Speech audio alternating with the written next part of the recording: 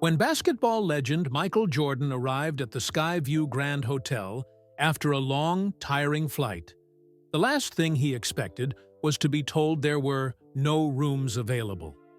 But that's exactly what happened. The front desk clerk, Eliza Thornton, didn't recognize the famous athlete and refused to believe he owned the hotel, even after he told her so.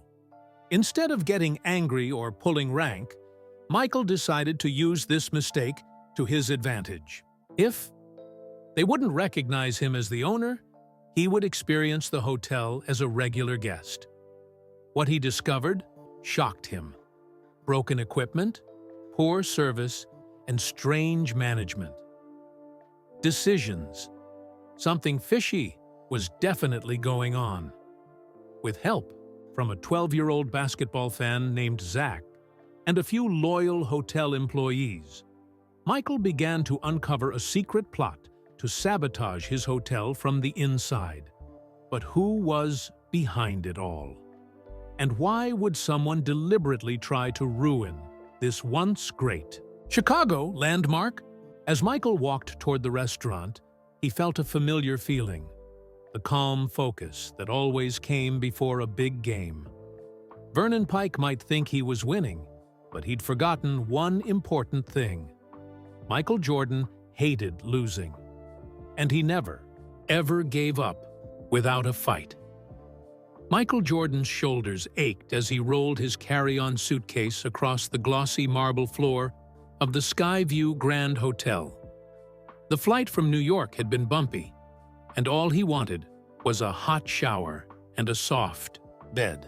Outside, rain pounded against the tall glass windows of the lobby, making the warm lights inside feel even more welcoming. Finally, Michael whispered to himself, glancing around at the hotel he had purchased 3 months ago. He hadn't had a chance to visit in person yet. The place looked good from a distance: fancy chandeliers, polished floors, staff in crisp uniforms, but he noticed small problems right away. A water stain on the ceiling, a chair with a wobbly leg, little things most guests wouldn't spot. But Michael saw everything. He approached the front desk where a young woman with curly hair pulled into a tight bun was typing quickly on a computer. Her name tag read, Eliza Thornton. "Good evening," Michael said, with his familiar warm smile. "I'd like to check in, please." Eliza looked up, her eyes moving over Michael's face without a hint of recognition. "Of course, sir. Name for the reservation?" "Jordan. Michael Jordan." Eliza nodded and typed the name into her computer. She frowned slightly as she scanned the screen. "I'm sorry, Mr. Jordan, but I don't see a reservation under that name. Do you have a confirmation number?" Michael patted his pockets before remembering he hadn't made a formal reservation.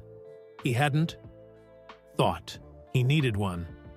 "I don't have a confirmation number. My assistant usually handles these things." "Let me check again," Eliza said, typing more carefully this time.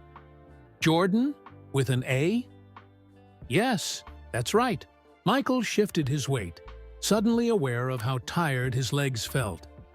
"I'm very sorry, Mr. Jordan, but there's nothing in our system. We're quite busy this weekend with the trade show in town. Let me see if we have any rooms available at all." Tardy typing, more frowning. "I'm afraid we're fully booked for tonight," Eliza said, not looking up from her computer. Michael blinked in surprise. He knew the hotel wasn't fully booked.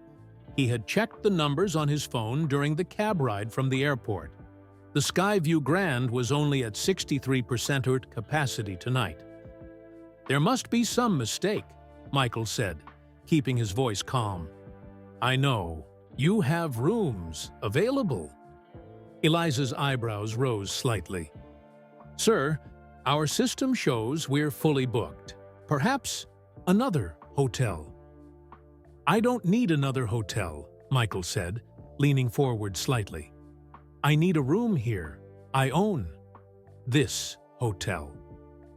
The words hung in the air between them. Two businessmen waiting nearby glanced over with curious expressions. Eliza's professional smile tightened. "Sir, I'm sure you understand that we hear all sorts of things at the front desk. I'd be happy to help you find alternative accommodations for tonight." Michael stared at her, momentarily speechless. Did she really not recognize him? Sure, he wasn't wearing a Bulls jersey with the number 23 plastered across the back, but he was still Michael Jordan. "You don't understand," Michael tried again. "I literally own the Skyview Grand. I bought it 3 months ago." "Mr. Jordan," Eliza said firmly, "our owner is a private investment group, not an individual. Now, would you like me to call the Marriott down the street to see if they have a room?" Michael felt his face grow warm. Part of the purchase agreement had been keeping his ownership quiet for a year while he revamped the hotel's operations. So, technically, she was right about the private investment group, a company he controlled. But still, being denied a room in his own hotel was more than just irritating. It was downright unbelievable. A few more guests had wandered into the lobby, and some were beginning to stare. An older man with thick glasses nudged his wife and pointed. "Honey, isn't that—" "Is there a manager on duty?" Michael asked, cutting off the murmuring that had begun around him. "Mr. Wells is here, but he's in a meeting," Eliza replied. "I assure you, sir, there's nothing he could do about our lack of available rooms." Michael pulled out his phone. "I'm going to call Marcus Washington." Eliza's expression didn't change. "I don't know who that is, sir." "He's the general manager of this hotel," Michael explained, scrolling through his contacts. "No, sir, our general manager is Damon Wells. There's no Marcus Washington on our staff." Michael paused, his finger hovering over Marcus's name. That wasn't right. He had hired Marcus himself, an old friend from Chicago and a brilliant hotel executive. Where was Marcus? Before he could press call, a young boy in a Chicago Bulls jersey walked by with his parents. The kid stopped dead in his tracks, jaw dropping as he stared at Michael. "Mom! Dad! That's Michael Jordan!" the boy yelled, pointing excitedly. "That's really him!" The lobby went quiet as several heads turned their way. The boy bounced on his toes, clutching a basketball to his chest. "Young man, it's not polite to point," his mother said softly, pulling him closer. "But Mom, it's really him. It's Michael Jordan." Michael gave the boy a small smile and a nod, confirming his identity. Suddenly, the atmosphere in the lobby shifted. Phones appeared in hands. People whispered to each other. Eliza's eyes widened slightly as she looked between Michael and the excited boy. "Are you really Michael Jordan?"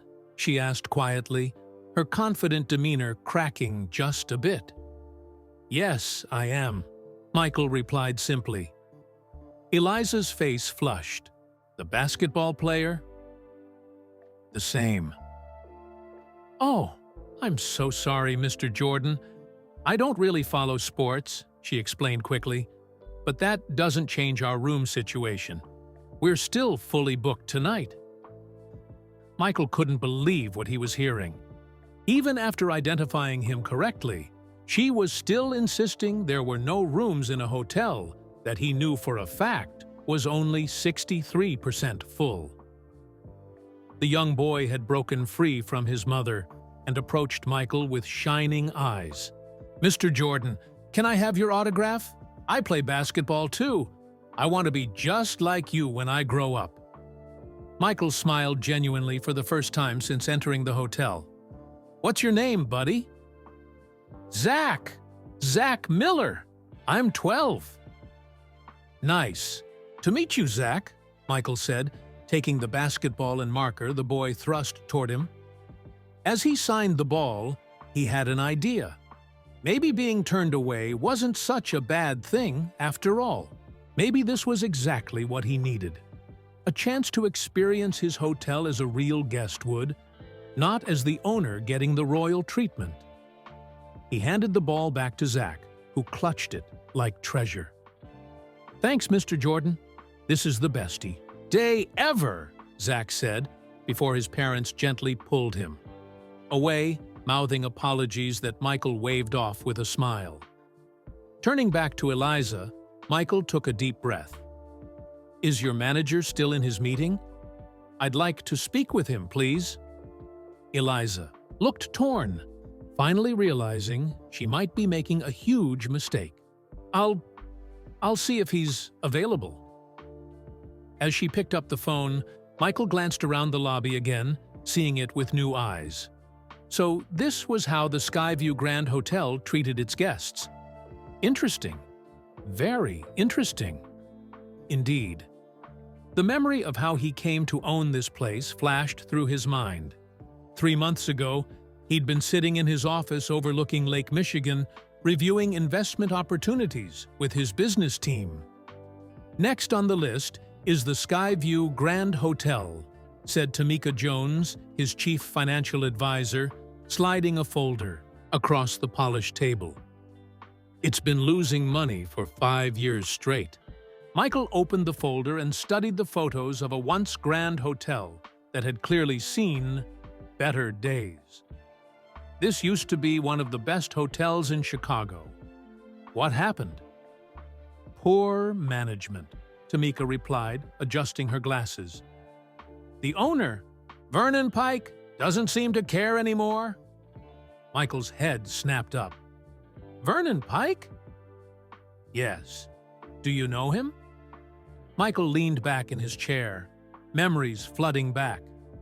"Oh, I know Vernon Pike."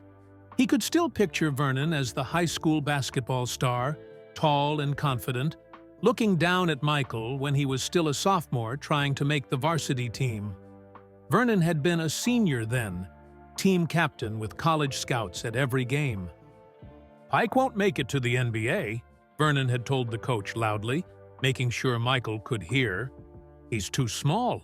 No jumping ability. Nothing special."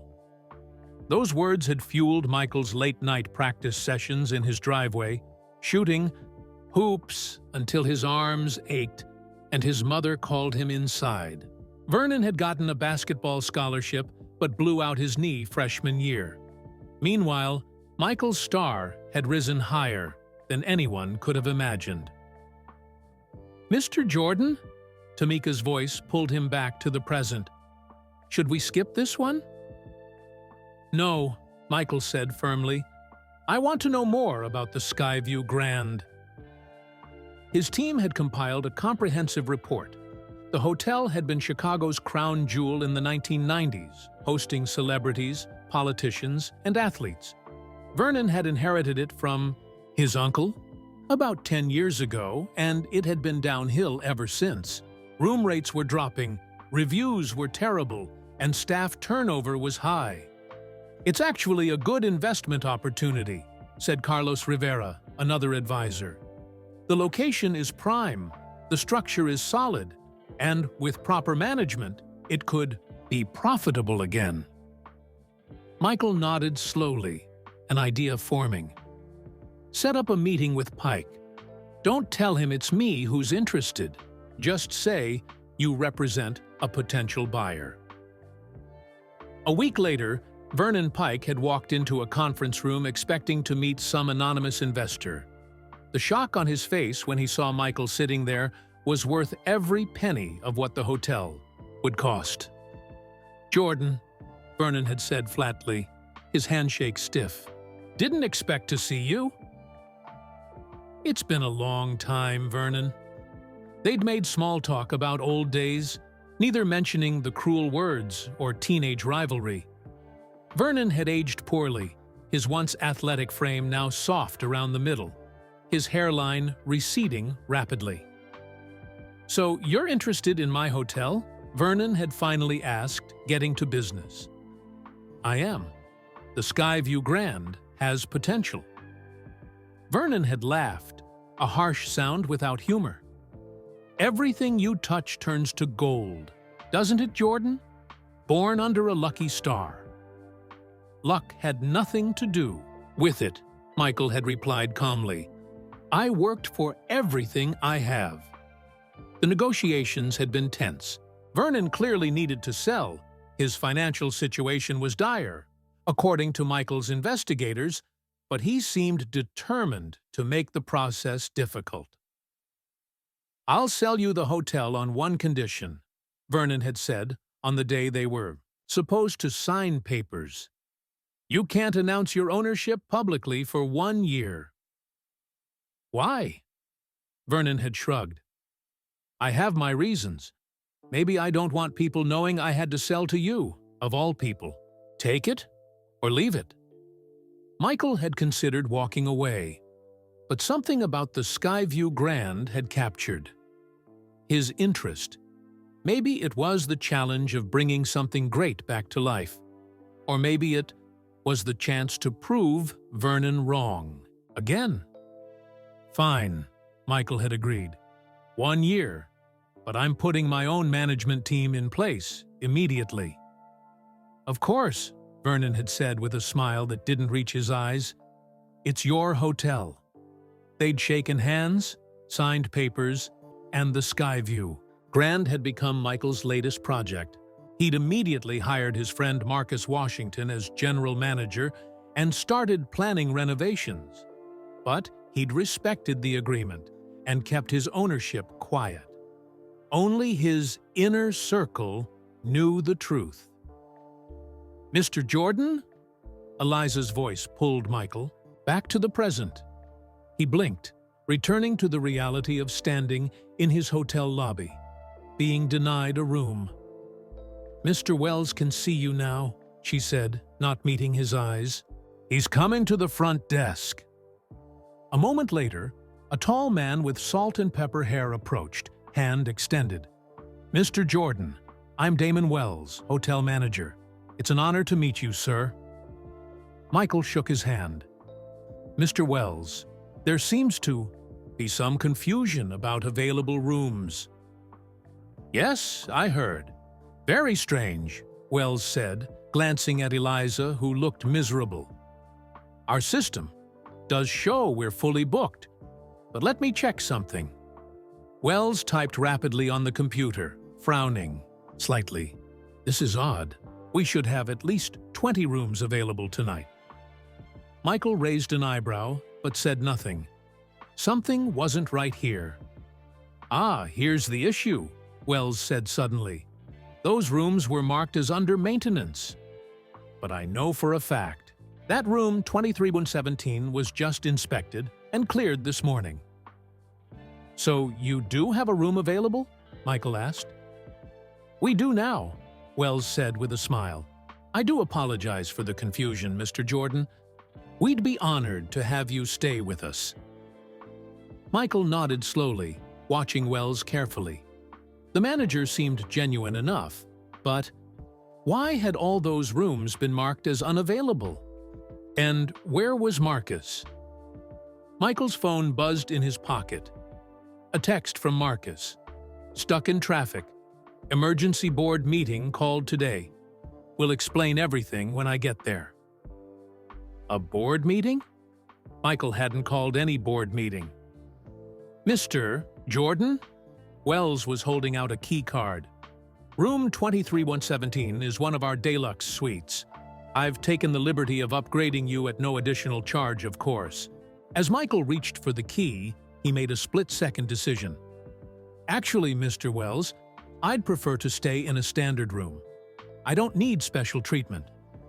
Wells looked confused. Are you sure? The suites are much more comfortable. I'm sure, Michael said firmly. I want the real Skyview Grand experience. Wells hesitated, then nodded. As you wish, Mr. Jordan. Eliza will get you set up with a standard room. He leaned closer and lowered his voice. Again, My sincere apologies for the confusion. If there's anything you need during your stay, please don't hesitate to call me directly." As Wells walked away and Eliza began typing again, her face still flushed with embarrassment, Michael couldn't shake the feeling that something strange was happening at his hotel.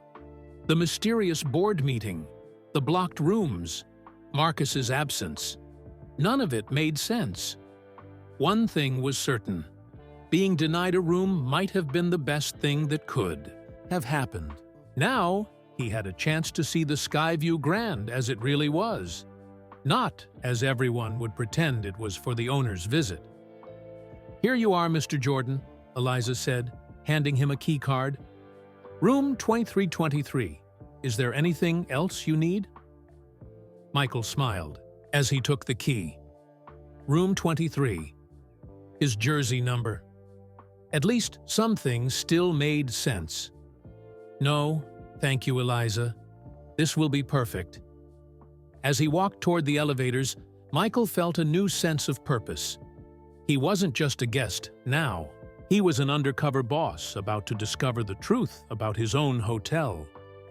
Meanwhile, in the Skyview Grand's bustling kitchen, head chef Rosa Diaz wiped sweat from her forehead with the back of her hand. The kitchen was too hot as usual, thanks to the broken ventilation system that management had promised to fix 3 months ago. "Joey, how's that sauce coming?"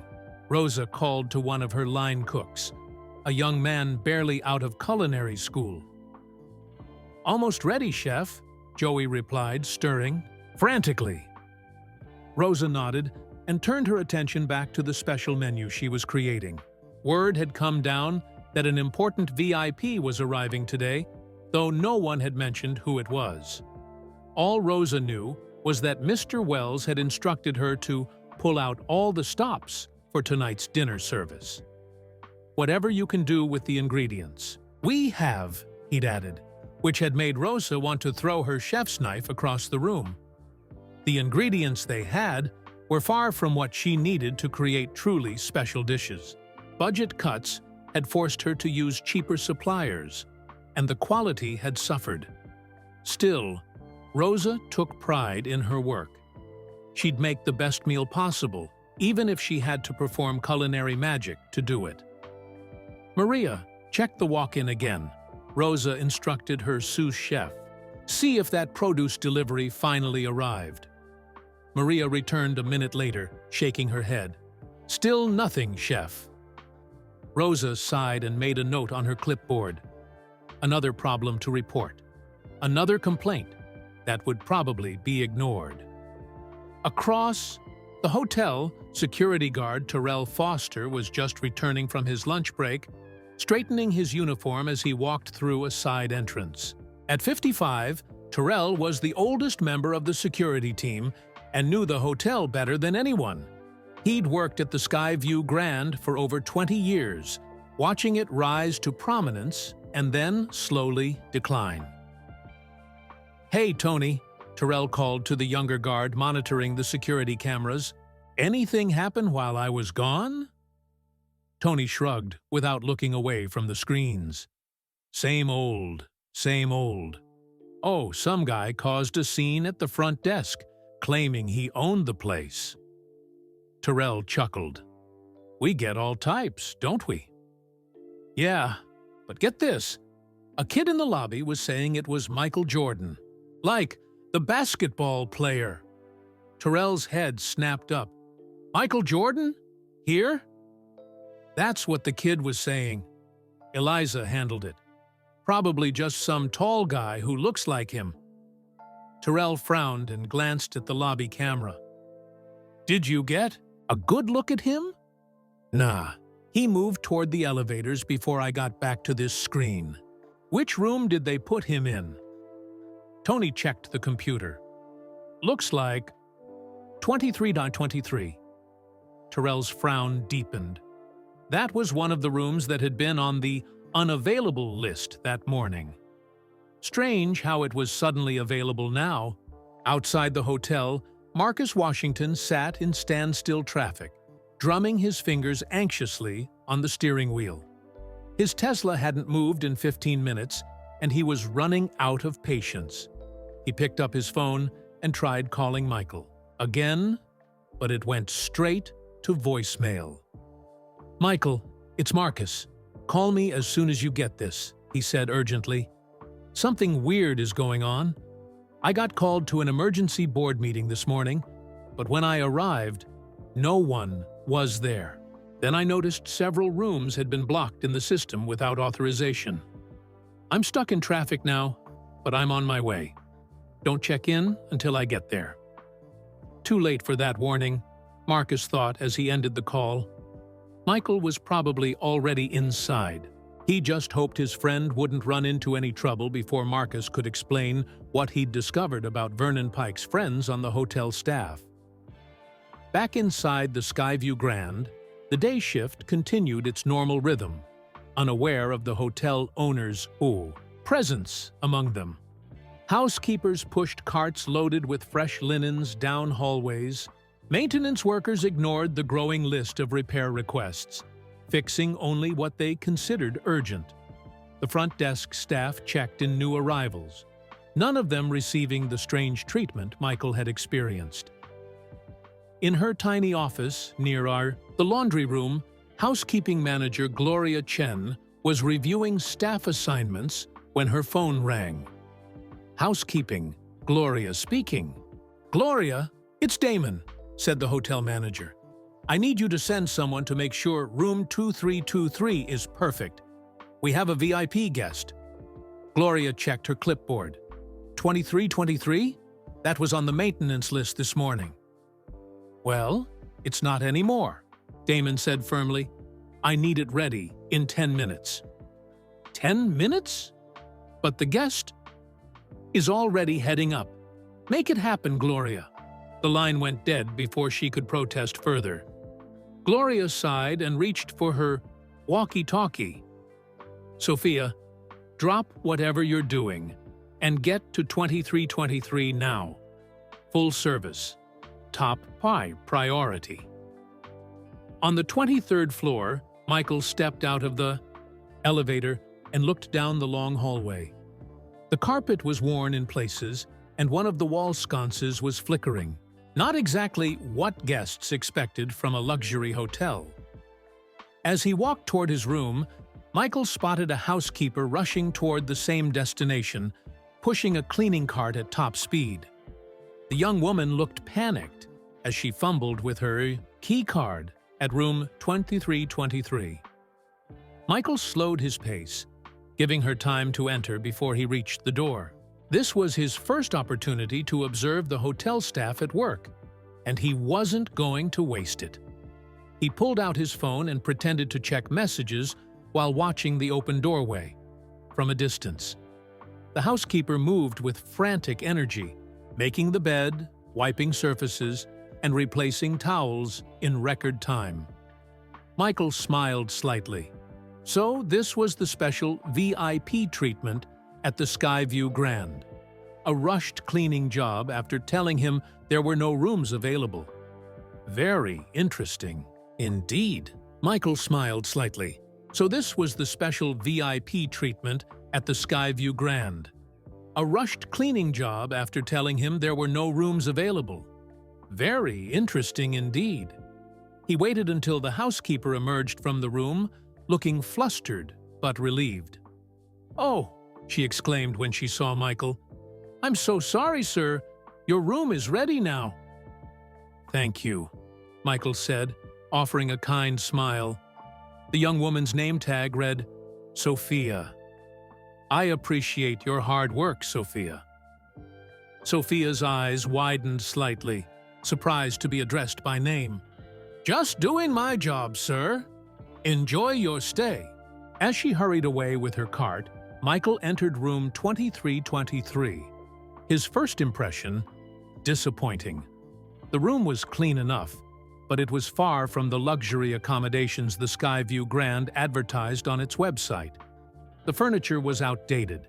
The wallpaper was peeling slightly in one corner, and the view overlooked an air conditioning unit rather than the Chicago skyline. Michael set down his suitcase and took out his phone, opening the hotel's official website. He scrolled through photos of elegant rooms with spectacular views, gourmet meals, and smiling staff. The disconnect between these images and reality was striking. He sat on the edge of the bed, at least the mattress was comfortable, and considered his next move.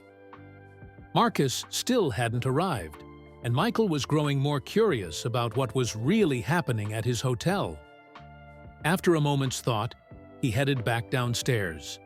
The lobby was busier now, with several guests checking in smoothly. Michael noticed that Eliza was still at the front desk, her face tense as she typed quickly on her computer. When she glanced up and saw Michael, she visibly flinched. Michael approached the desk, determined to push a little harder.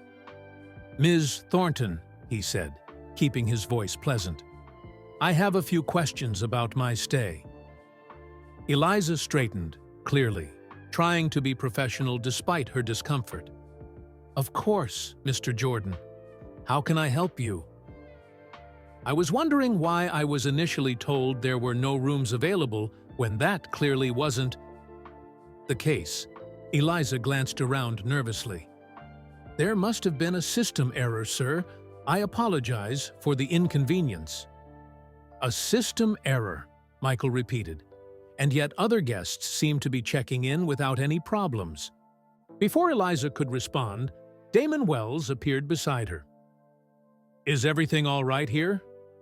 "Mr. Wells," Michael said, turning his attention to the manager.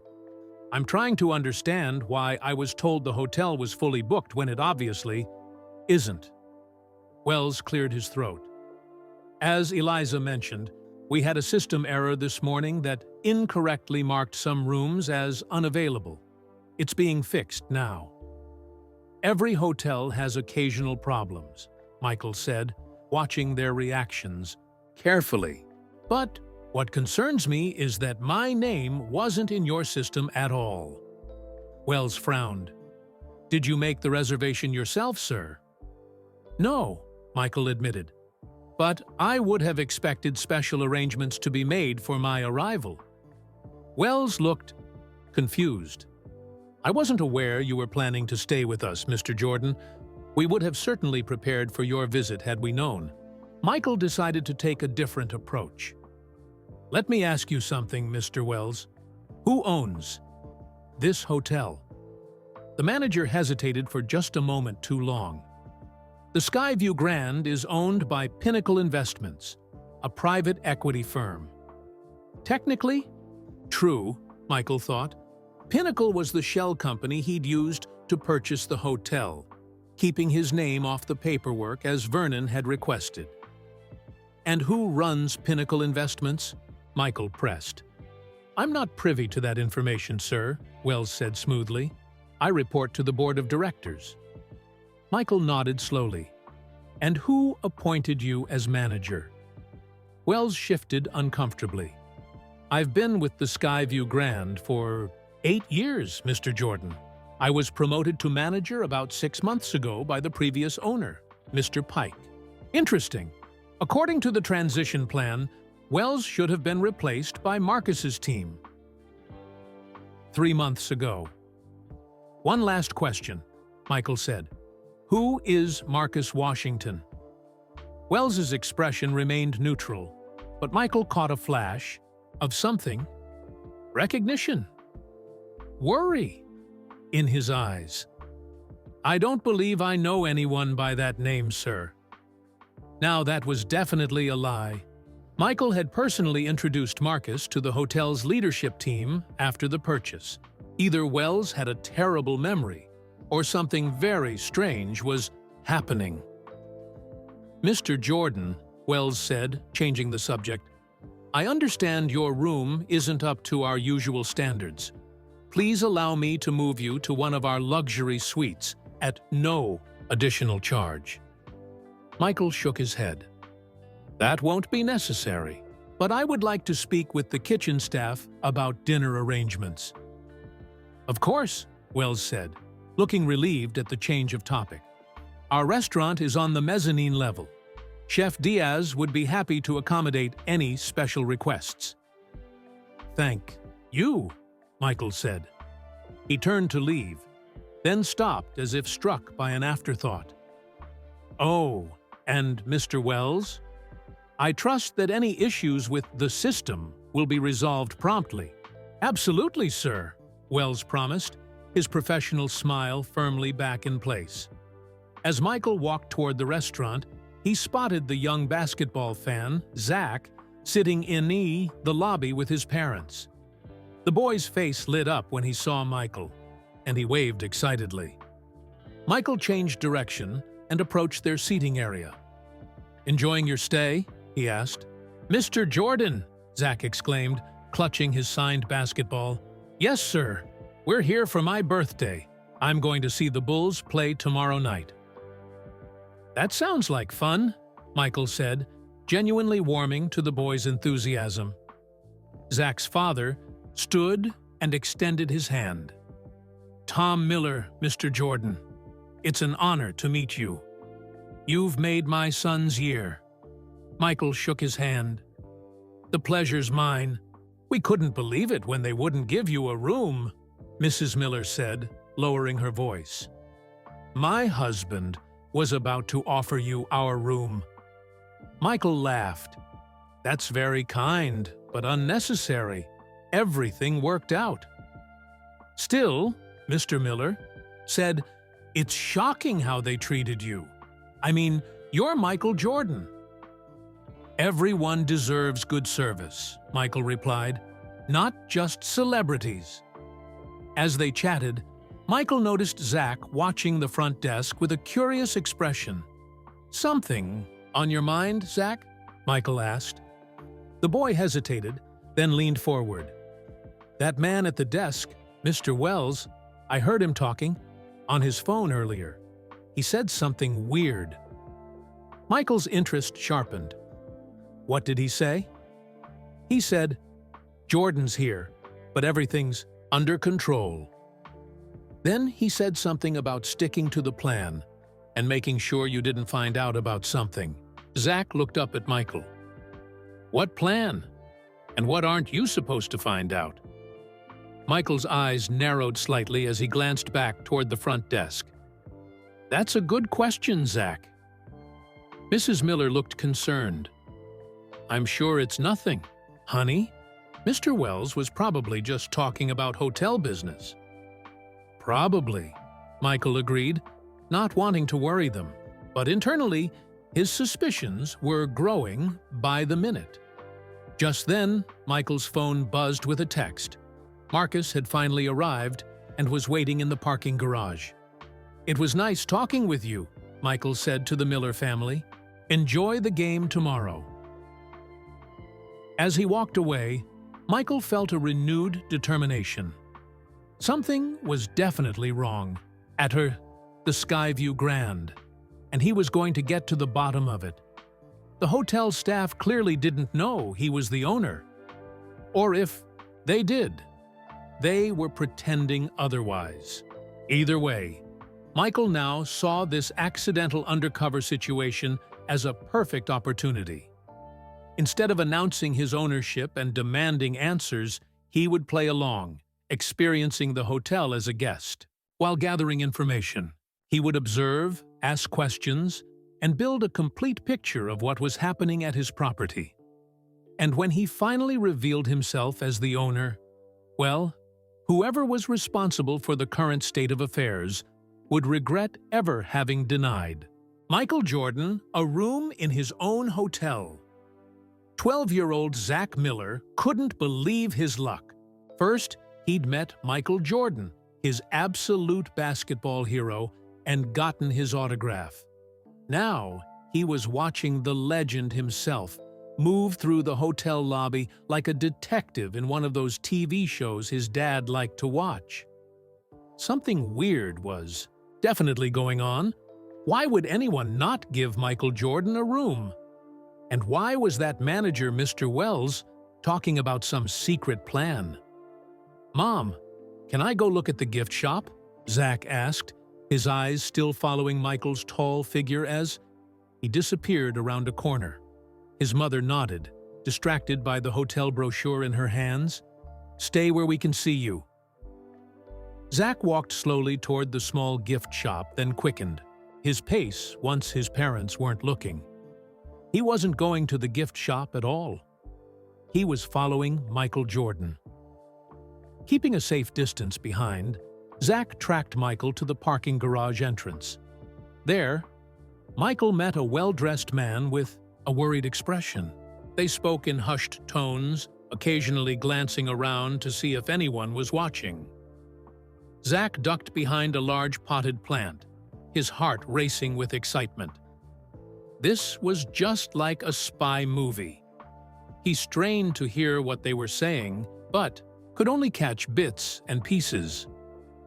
"Entire management team replaced," the new man was saying. "Pike's doing?" Michael asked. "Sabotage. Evidence. Careful." Zach leaned forward, trying to hear better. His foot slipped, rustling the plant's leaves. Both men turned in his direction. "Someone's there," the well-dressed man said. Zach held his breath, pressing himself against the wall. "Please don't see me. Please don't see me." "Zach," Michael's voice called out, "is that you?" "Busted." Zach stepped out from behind the plant, his face burning with embarrassment.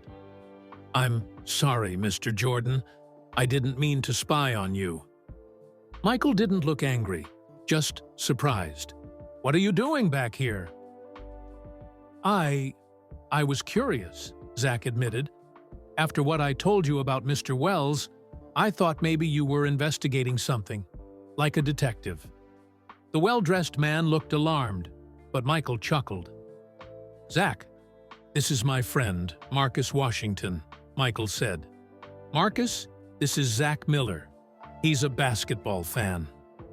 Marcus nodded politely, but his expression remained tense. "Nice to meet you, Zach. Michael, we should continue this conversation somewhere. Private." "You're right," Michael agreed. He turned back to Zach. "You should go back to your parents. Now." Zach nodded, disappointed that his detective work was being cut short. But before he could turn to leave, Michael placed a hand on his shoulder. "What? You heard Mr. Wells say earlier about me and some plan. That's important information," Michael said seriously. "I'd appreciate it if you didn't mention it to anyone else. Can you keep that between us?" Zach stood up straighter, proud to be trusted with a secret by Michael Jordan himself. "Yes, sir. I won't tell anyone." "Good man," Michael said with a smile. Then he lowered his voice. "And if you happen to notice anything else unusual while you're staying here, you can let me know.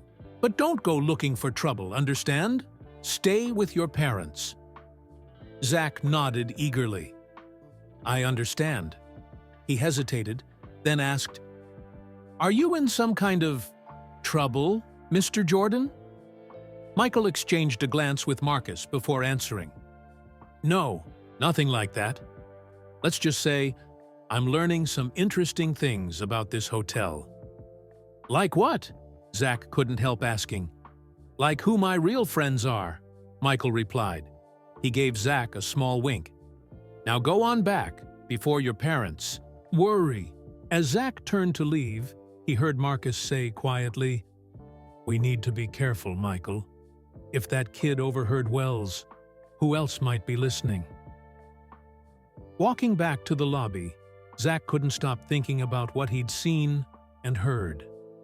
Michael Jordan was definitely investigating something about the hotel, and Mr. Wells was definitely up to no good. When he reached his parents, his mother looked up from her magazine. "Did you find anything interesting in the gift shop?" "No," Zach said, remembering his promise. "Nothing interesting at all." But later that evening, as his family ate dinner in the hotel restaurant, Zach kept his eyes open. He noticed how the chef came out to greet Michael personally at his table. He saw how Mr. Wells kept watching Michael from across the room.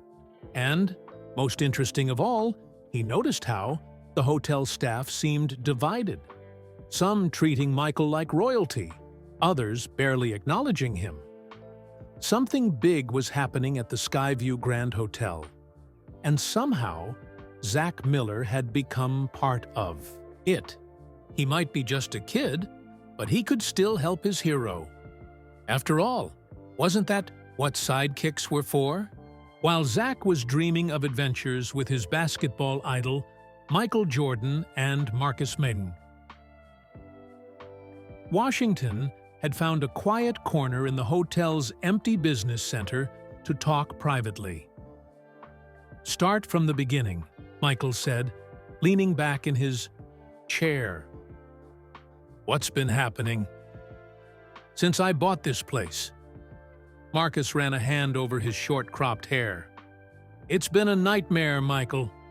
Remember how? The purchase agreement gave us immediate management control, even though your ownership had to stay quiet?" Michael nodded. That had been his one condition when agreeing to Vernon's secrecy clause. He'd wanted his own team running the hotel from day one. "Well, it hasn't worked out that way," Marcus continued. "Every time I try to make changes, I hit roadblocks. The senior staff Vernon appointed are still here, and they ignore my directions or find ways to delay implementing them." "That doesn't make sense," Michael frowned. "You're the general manager. They have to listen to you." "On paper, sure. But in reality?" Marcus shook his head. "They hold secret meetings without me. They changed the computer system passwords, and get this, they're still sending reports to Vernon Pike." Michael's eyes narrowed. "Vernon is still involved? That violates our agreement." "Technically, no. Your contract says he can't be an owner or on the board. It doesn't say his friends can't run the place or keep him informed." Marcus sighed. "I've been documenting everything, building a case. But this morning was the last straw. They called an emergency board meeting that didn't exist, just to get me out of the way before you arrived." "They knew I was coming?" Michael asked, surprised. "I don't think so," Marcus replied, "but someone tipped them off that a VIP was arriving today. I think they wanted me gone so I couldn't interfere with whatever they're planning." Michael tapped his fingers on the table, thinking, "Tell me more. About Vernon. What's his end game here?"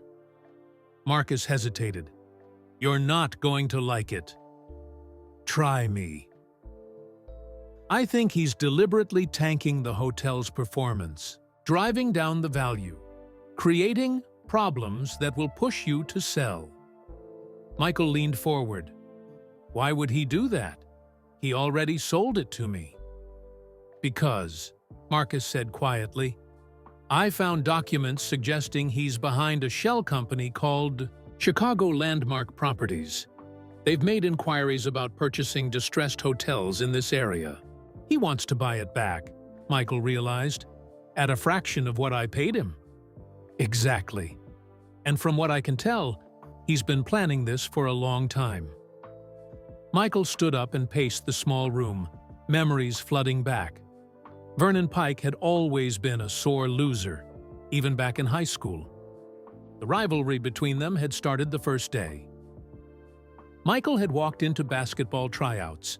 It was 1978, and Michael was a skinny sophomore with big dreams. Vernon was the senior team captain, already being courted by college scouts.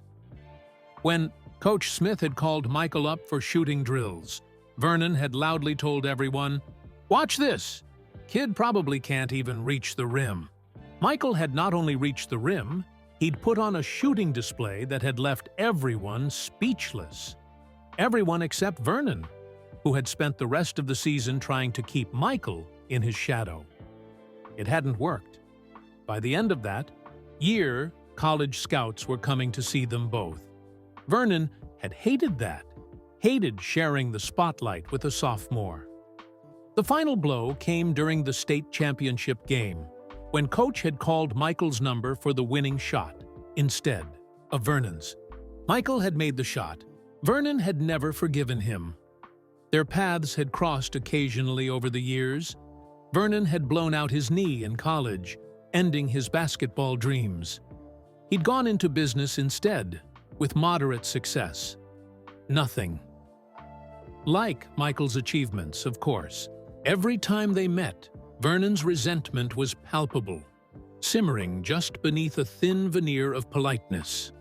And now, decades later, that same bitter rivalry was playing out again. Only this time, Vernon was using Michael's hotel as his battleground. "I should have known," Michael said, breaking the silence.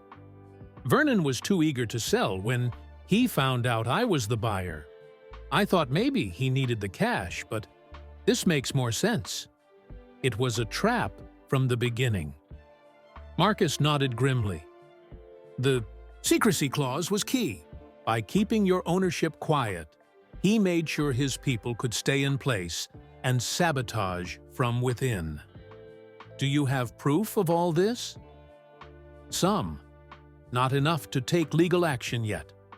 Marcus pulled out his phone and showed Michael photos of internal memos, maintenance records, and financial reports. "See these maintenance requests? All denied. Equipment purchases? Canceled. Staff training? Postponed. They're systematically destroying the hotel's quality while blaming it on budget constraints." Michael studied the evidence, his jaw tightening. "And the blocked rooms today?" "My guess, they didn't want you staying here. Maybe they recognized your name on the reservation list and panicked." "I didn't have a reservation," Michael corrected him. "I decided to stop by on impulse after my meeting. In New York." Marcus looked surprised. "Then it's just a coincidence. They really did turn away Michael Jordan without knowing who you are." "The clerk didn't recognize me at first," Michael said. "But even after she did, she still claimed they were full." "That's actually worse," Marcus said. "It means they're turning away guests regularly, not just you specifically. They're sabotaging business at every level." Michael paced the room again, thinking. After a moment, he stopped and turned to Marcus with a determined expression. "This changes everything.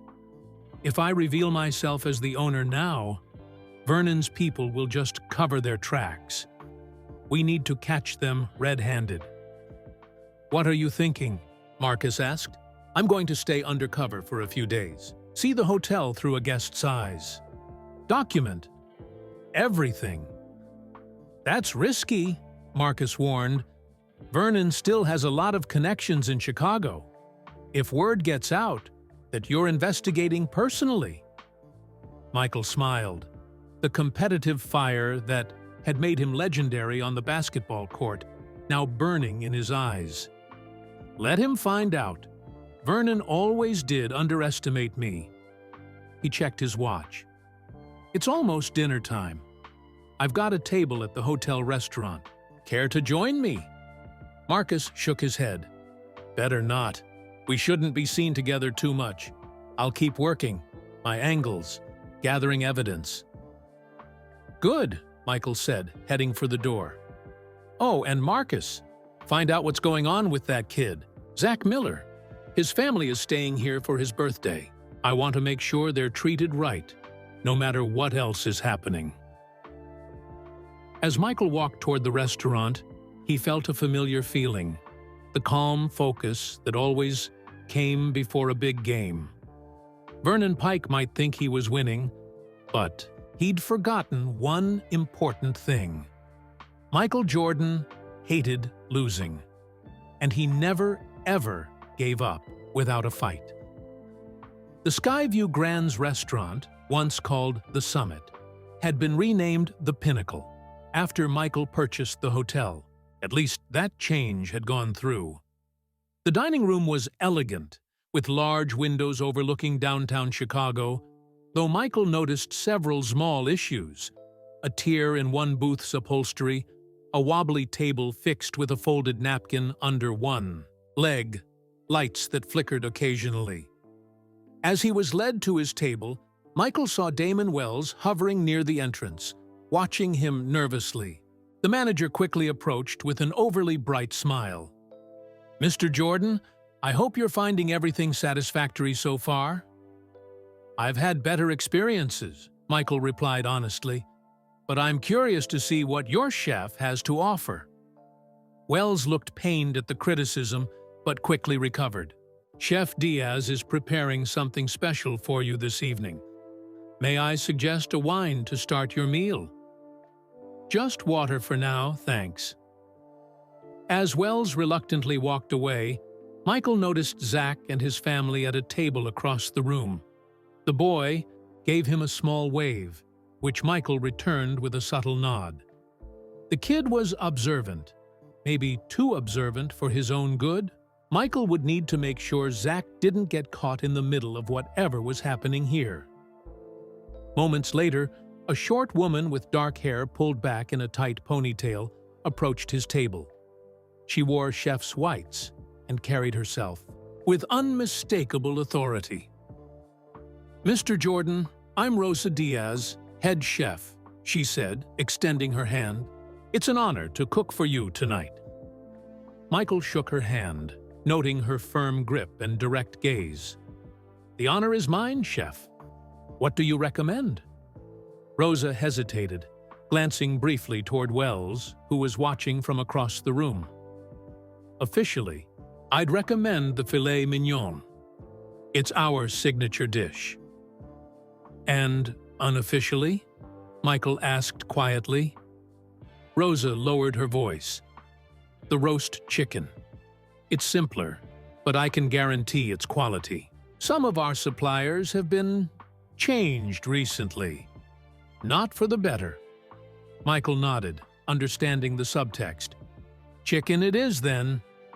After Rosa returned to the kitchen, Michael observed the dining room more carefully.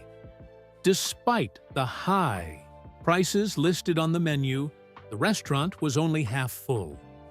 The servers seemed stressed, moving quickly between tables with forced smiles. One waiter in particular caught Michael's attention, an older man with a slight limp who moved with practiced efficiency, providing genuinely warm service to his tables.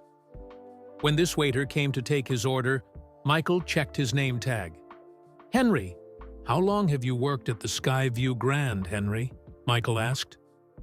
23 years, sir," Henry replied with pride, "since the day it opened." "You've seen a lot of changes, I imagine." Henry's smile faltered slightly. "Yes, sir. Ups. And downs. Mostly downs lately, if I'm being honest." "What changed?" Henry glanced around before answering. "Management, sir. New owners about 3 months back. Things have been difficult since then." Michael raised an eyebrow. So Vernon's people were blaming the problems on the new ownership. On him. Clever. Difficult how? He pressed. "Not my place to say, sir," Henry replied diplomatically. "But we do our best with what we have." As Henry moved away to place his order, Michael's phone buzzed with a text from Marcus. "Meet me in room 1503 after dinner. Empty suite. Secure." Michael enjoyed his meal. Rosa had been right about the chicken, while continuing to observe the restaurant operations. When Wells came by to check on him again, Michael decided to test the waters. "Mr. Wells, I have a proposal for you." Wells looked surprised but intrigued. "What kind of proposal, Mr. Jordan?" "I travel frequently and stay in many hotels. I have an eye for these things," Michael said, choosing his words carefully.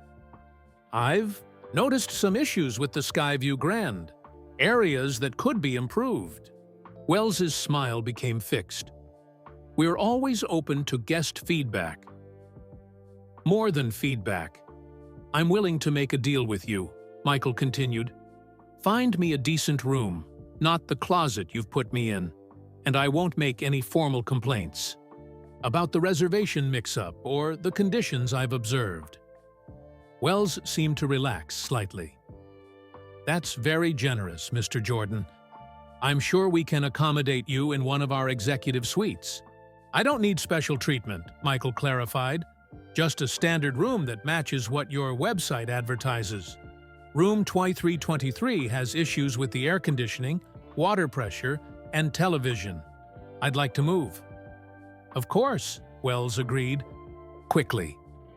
I'll arrange it immediately. Room 1401 is available. Excellent view. Recently renovated. I'll have your belongings moved while you finish dinner." "No need," Michael said. "I'll handle my own bags. Just have the key ready at the front desk when I'm done here." As Wells hurried away, Michael suppressed a smile. Phase 1 of his impromptu plan was working. He'd established himself as a guest who noticed problems but could be appeased with small concessions. Now, for Phase 2, becoming the guest who saw everything. After dinner, Michael collected his new room key from a relieved-looking Eliza at the front desk. He retrieved his suitcase from room 2323, taking photos of the various issues with his phone before leaving, then made his way to the 14th floor. Room 1401 was indeed much nicer, recently updated with a view of the Chicago skyline. But Michael didn't take time to enjoy it. After dropping off his suitcase, he headed straight to the 15th floor to meet Marcus. Room 1503 was a large corner suite, currently unfurnished except for a single table and chairs that Marcus had apparently brought in. Spread across the table were documents, photos, and a laptop computer. "Welcome to our war room," Marcus said as Michael entered. "Nice setup. Is it safe to talk here?" Marcus nodded. "This entire floor is undergoing renovation, or was, until the budget was mysteriously cut. No one comes up here now. I've swept for listening devices just to be sure." Michael gestured to the materials on the table. "Show me what we're dealing with." As Marcus began explaining the evidence he'd gathered, Michael's plan took clearer shape in his mind. They wouldn't just expose Vernon's sabotage, they would turn the tables completely. By the time they were done, the Skyview Grand would be transformed, and Vernon Pike would regret ever having crossed Michael Jordan. And it would all begin with a room that should never have been denied. The next morning, Michael woke early in room 1401. The bed was comfortable and the view was impressive, but he couldn't help thinking about his original room, 2323, and what it represented. The number 23 had been his identity on the basketball court, a symbol of excellence known worldwide. Yet in this hotel, room 2323 was a neglected afterthought, just like many other aspects of the once prestigious Skyview Grand. After a quick shower, Michael dressed casually in jeans and a plain polo shirt, clothes that wouldn't draw attention. Today's mission: document everything. He started by taking photos of his new room, noting what worked properly and what didn't. The shower pressure was good, but the bathroom sink drained slowly. The television was modern, but 3 channels didn't work. Small issues, perhaps, but they added up to an experience far below what guests were paying for. Michael's phone buzzed with a text from Marcus. Maintenance staff meeting at 9 AM. Kitchen inspection at 11 AM. Front desk audit at 2 AM. All happening today. Coincidence? Michael frowned. Those were exactly the areas he had shown interest in yesterday. Someone was scrambling to fix problems before he noticed them. This could work to their advantage. He headed down to breakfast, choosing a table with a good view of the lobby. As he ate, he pulled out his phone and pretended to check emails while actually taking notes on what he observed. 2 guests complaining about cold showers. A businesswoman asking for a replacement room key, her third, apparently.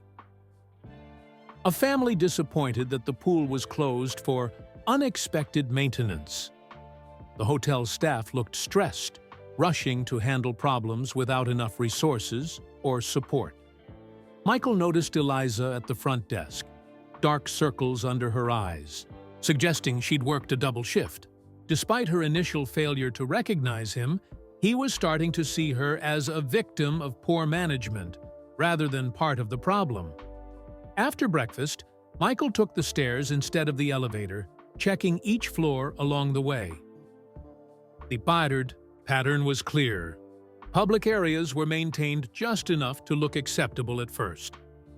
Glance, while less visible spaces showed serious neglect. Hallway carpets were worn thin, emergency exit signs flickered, and maintenance closets were disorganized and poorly stocked. On the 23rd floor, Michael paused outside his former room. On impulse, he knocked. When no one answered, he used the key card he'd kept from yesterday. The room was exactly as he'd left it, still marked as occupied in the system, but not actually cleaned or reassigned. Michael walked to the window, pulling back the curtains to reveal the brick wall view. Even that was worse than he remembered. The bricks were dirty and crumbling in places, with water stains suggesting leaks that had gone unrepaired. As he was examining the air conditioning unit, he heard voices in the hallway. Michael moved closer to the door to listen.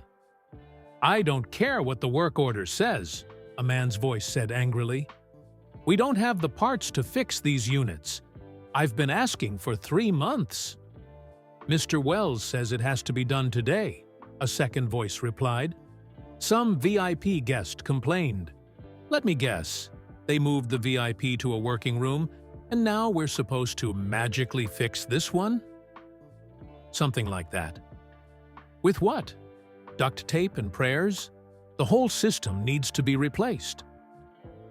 Don't shoot the messenger, Javon. Just do what you can. Heavy footsteps approached, followed by a sharp knock.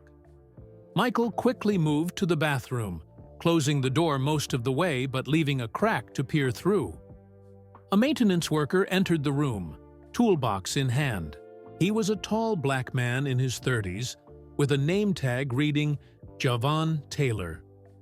Muttering to himself, Javon examined the air conditioning unit, removing the cover to reveal a rusted, dirty interior.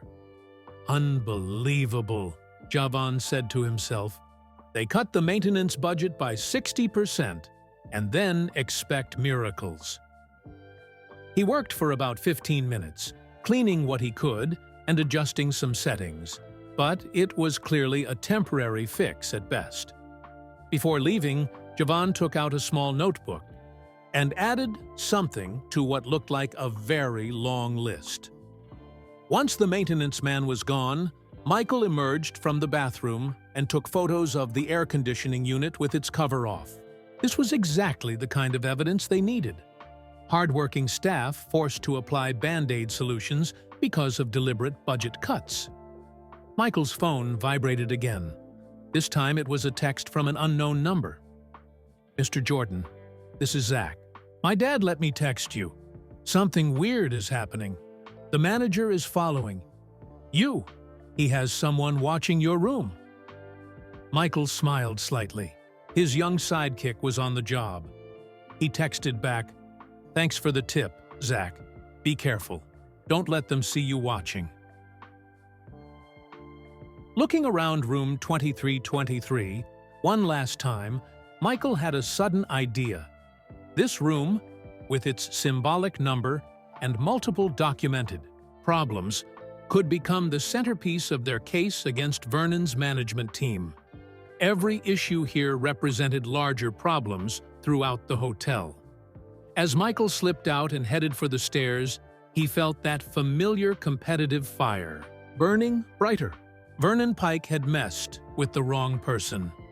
Again. Michael spent the next several hours exploring more of the hotel, careful to avoid drawing too much attention. He checked out the fitness center. Half the equipment was out of order. The business center, 2 of 3 computers didn't work. And the gift shop. Dusty merchandise with outdated Bulls gear that didn't even have his name on it. By lunchtime, he was hungry and headed to the hotel restaurant again. As he entered, he spotted Zach Miller sitting alone at a corner table, a half-eaten burger in front of him. The boy looked up, and his eyes widened. Michael gave him a small nod and, after getting his own food, walked over to Zach's table. "Mind if I join you?" Michael asked. Zach nearly knocked over his soda in excitement. "No, yes, please sit down, Mr. Jordan." Michael slid into the seat across from him. "Thanks for the text earlier. Very observant of you." Zach beamed with pride. "I saw Mr. Wells talking to a security guard and pointing at your room. Then the guard stayed in the hallway for like an hour." "Good intel," Michael said, taking a bite of his sandwich. "Where are your parents?" "Dad had a business meeting, and Mom's getting a massage at the hotel spa." Zach leaned forward, lowering his voice. "So, what's going on? Are you really investigating the hotel?" Michael studied the boy. Zach was clearly smart and enthusiastic, but Michael didn't want to put him in an awkward position. Still, having an extra set of eyes could be useful. "Let's just say I'm curious about how this place is run," Michael replied carefully. "Have you noticed anything else unusual during your stay?" Zach nodded eagerly. "Lots of things. The ice machine on our floor has an out-of-order sign, but I saw a worker unplug it even though it was working fine. And last night, I heard the cleaning ladies talking about how they don't have enough supplies." "Interesting," Michael said. "What else?" "The pool was supposed to be heated, but it's freezing cold. And when my dad complained, they said the heater broke yesterday and parts won't arrive for 2 weeks." Michael made mental notes. Each of these issues supported their theory that the hotel was being deliberately mismanaged. "Mr. Jordan," Zach said, looking serious suddenly, "I heard more stuff about that plan Mr. Wells mentioned." Michael raised an eyebrow. "What did you hear?" "I was playing my Nintendo Switch in that big chair by the front desk, and Mr. Wells was on the phone in the office behind it. The door was open a little." Zach looked down, slightly embarrassed. "I wasn't trying to spy, but he was talking, really loud." "What did he say?" Michael asked gently. "He said something about Pike will be happy, and at this rate, Jordan will sell by Christmas. Does that mean you own this hotel, Mr. Jordan?" Michael was silent for a moment, considering how much to share. Finally, he nodded. "Yes, I do. But it's a secret right now." Zach's eyes grew enormous. "Whoa! That's why you were so mad when they said they didn't have a room. They turned you away from your own hotel." "Keep your voice down," Michael cautioned with a smile. "But yes, that's exactly what happened." "That's messed up," Zach declared. "Why would they do that?" "That's what I'm trying to figure out," Michael said. "And I could use your help.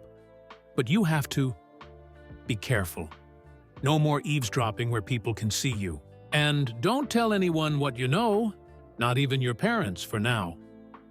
Zach mimed, zipping his lips. "I won't tell anyone, I promise." Then he hesitated, looking slightly nervous. Mr. Jordan, can I ask you something?" "Sure." "Could you sign my Bulls cap again? The first one was for my collection, but I want one I can actually wear."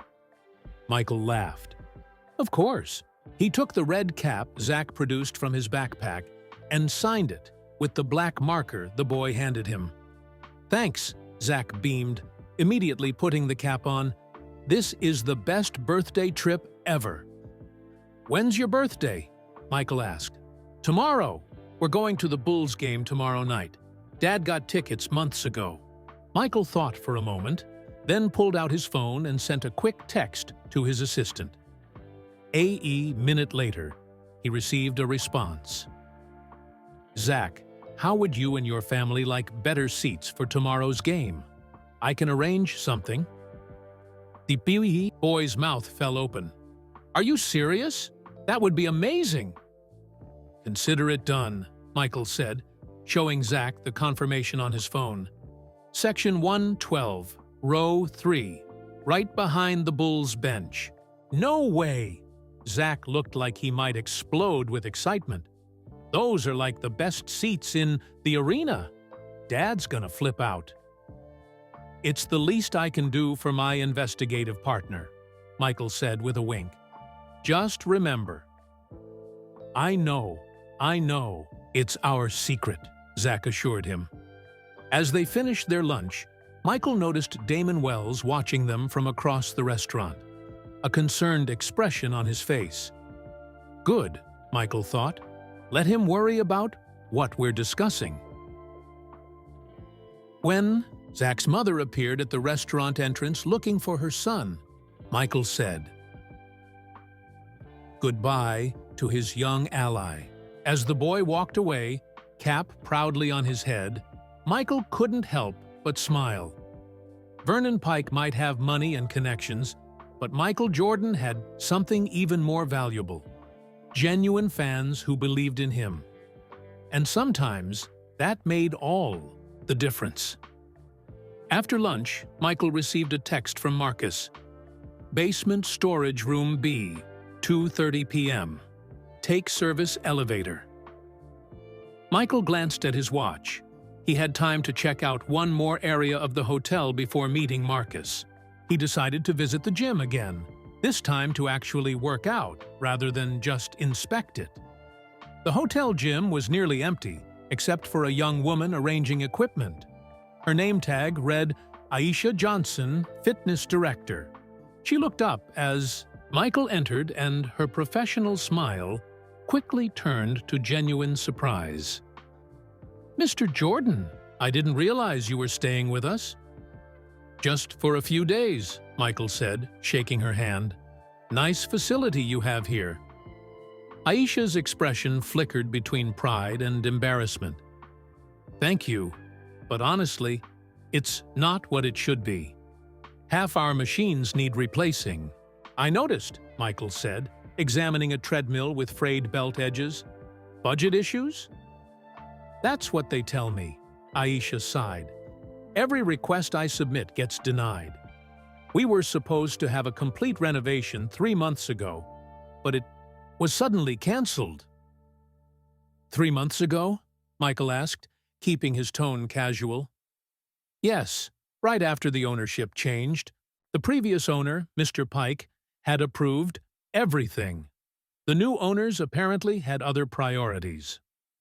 Michael nodded thoughtfully. Another example of Vernon's team blaming the new ownership, him, for their sabotage. "That must be frustrating," he said. "Very," Aisha agreed. "I used to be proud to work here. The Skyview Grand was one of the best hotels in Chicago. Now," she gestured at the dated equipment, "well, you can see for yourself." After a brief workout on the only properly functioning treadmill, Michael thanked Aisha and made his way to the service elevator near the back of the building. Few guests ever saw this part of the hotel, but it told the real story of the Skyview. Grand's condition.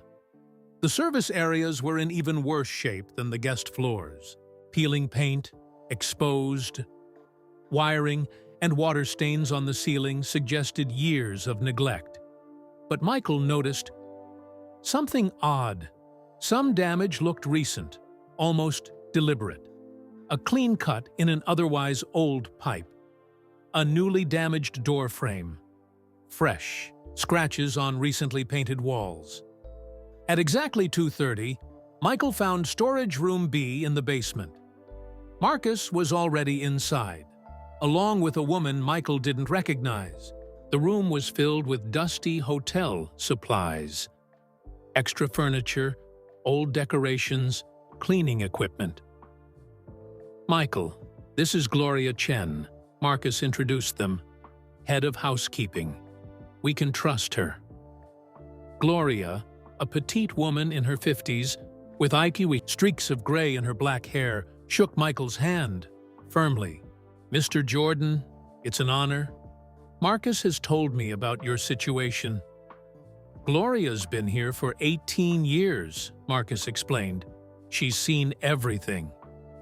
"And documented it," Gloria added, placing a thick folder on a stack of boxes. "I knew something was wrong the day Mr. Pike's friend became our new manager and started changing all our procedures." "Damon Wells?" Michael asked. Gloria nodded. "He was a mid-level manager before. Nobody expected him to become hotel manager when the ownership changed. Usually new owners bring in their own people." Michael exchanged glances with Marcus. They had tried to bring in their own people, but somehow Vernon's team had blocked them. "Tell him what you told me," Marcus urged Gloria. 3 months ago, after the hotel was sold, Mr. Wells called a staff meeting. He said the new owners were cutting budgets, and we all needed to adapt. But then I overheard him telling his assistant that the goal was to run this place into the ground before summer. Michael's jaw tightened. "You're sure that's what he said?" "I wrote it down that same day," Gloria confirmed, opening her folder to show a dated entry in a small notebook. "I've been keeping records of everything since then. Missing supplies, canceled charts repairs, staff reductions. It's all here." Marcus pulled out his laptop. "We need to combine Gloria's evidence with what I've gathered. And your photos from today, Michael. We're building a solid case." For the next 30 minutes, they compared notes and organized their evidence. The picture was becoming crystal clear. Vernon Pike was using his planted managers to systematically destroy the hotel's reputation and financial standing. "There's more," Gloria said, lowering her voice even though they were alone. "I think they're stealing too." "Stealing what?" Michael asked. "Everything. Liquor from the bar, linens, electronics, small things that can be explained away as guest use or normal loss. But it adds up." Marcus nodded grimly. "The financial reports show discrepancies I couldn't explain before. This makes sense now." "And they're driving away good staff," Gloria continued. "Anyone loyal to the hotel gets the worst schedules, the hardest work. People are quitting every week." Michael paced the small room, thinking, "We need to move faster. At this rate, they'll destroy the hotel's value before we can stop them." "What's the plan?" Marcus asked. Michael leaned against a stack of boxes. "I think it's time to test how far they'll go. Tomorrow, I'll start making specific requests, things that would normally be standard at a luxury hotel. Let's see how they handle a demanding VIP guest." "They'll scramble to keep you happy," Marcus predicted. "Wells doesn't want negative publicity from Michael Jordan." "Exactly. While they're focused on me, you two can gather more evidence. Gloria, can you access the manager's office?" "Not directly," she said. "But I know someone who cleans it. She owes me a favor." "Perfect. We need any documents related to Vernon Pike or Chicago Landmark Properties." As they finalized their plan, Michael's phone buzzed with another text from Zach. "Mr. Jordan, something big is happening tomorrow. Overheard Mr. Wells telling someone Important is coming to inspect. The hotel. Michael showed the message to the others. Any idea who this might be? Marcus and Gloria exchanged concerned looks.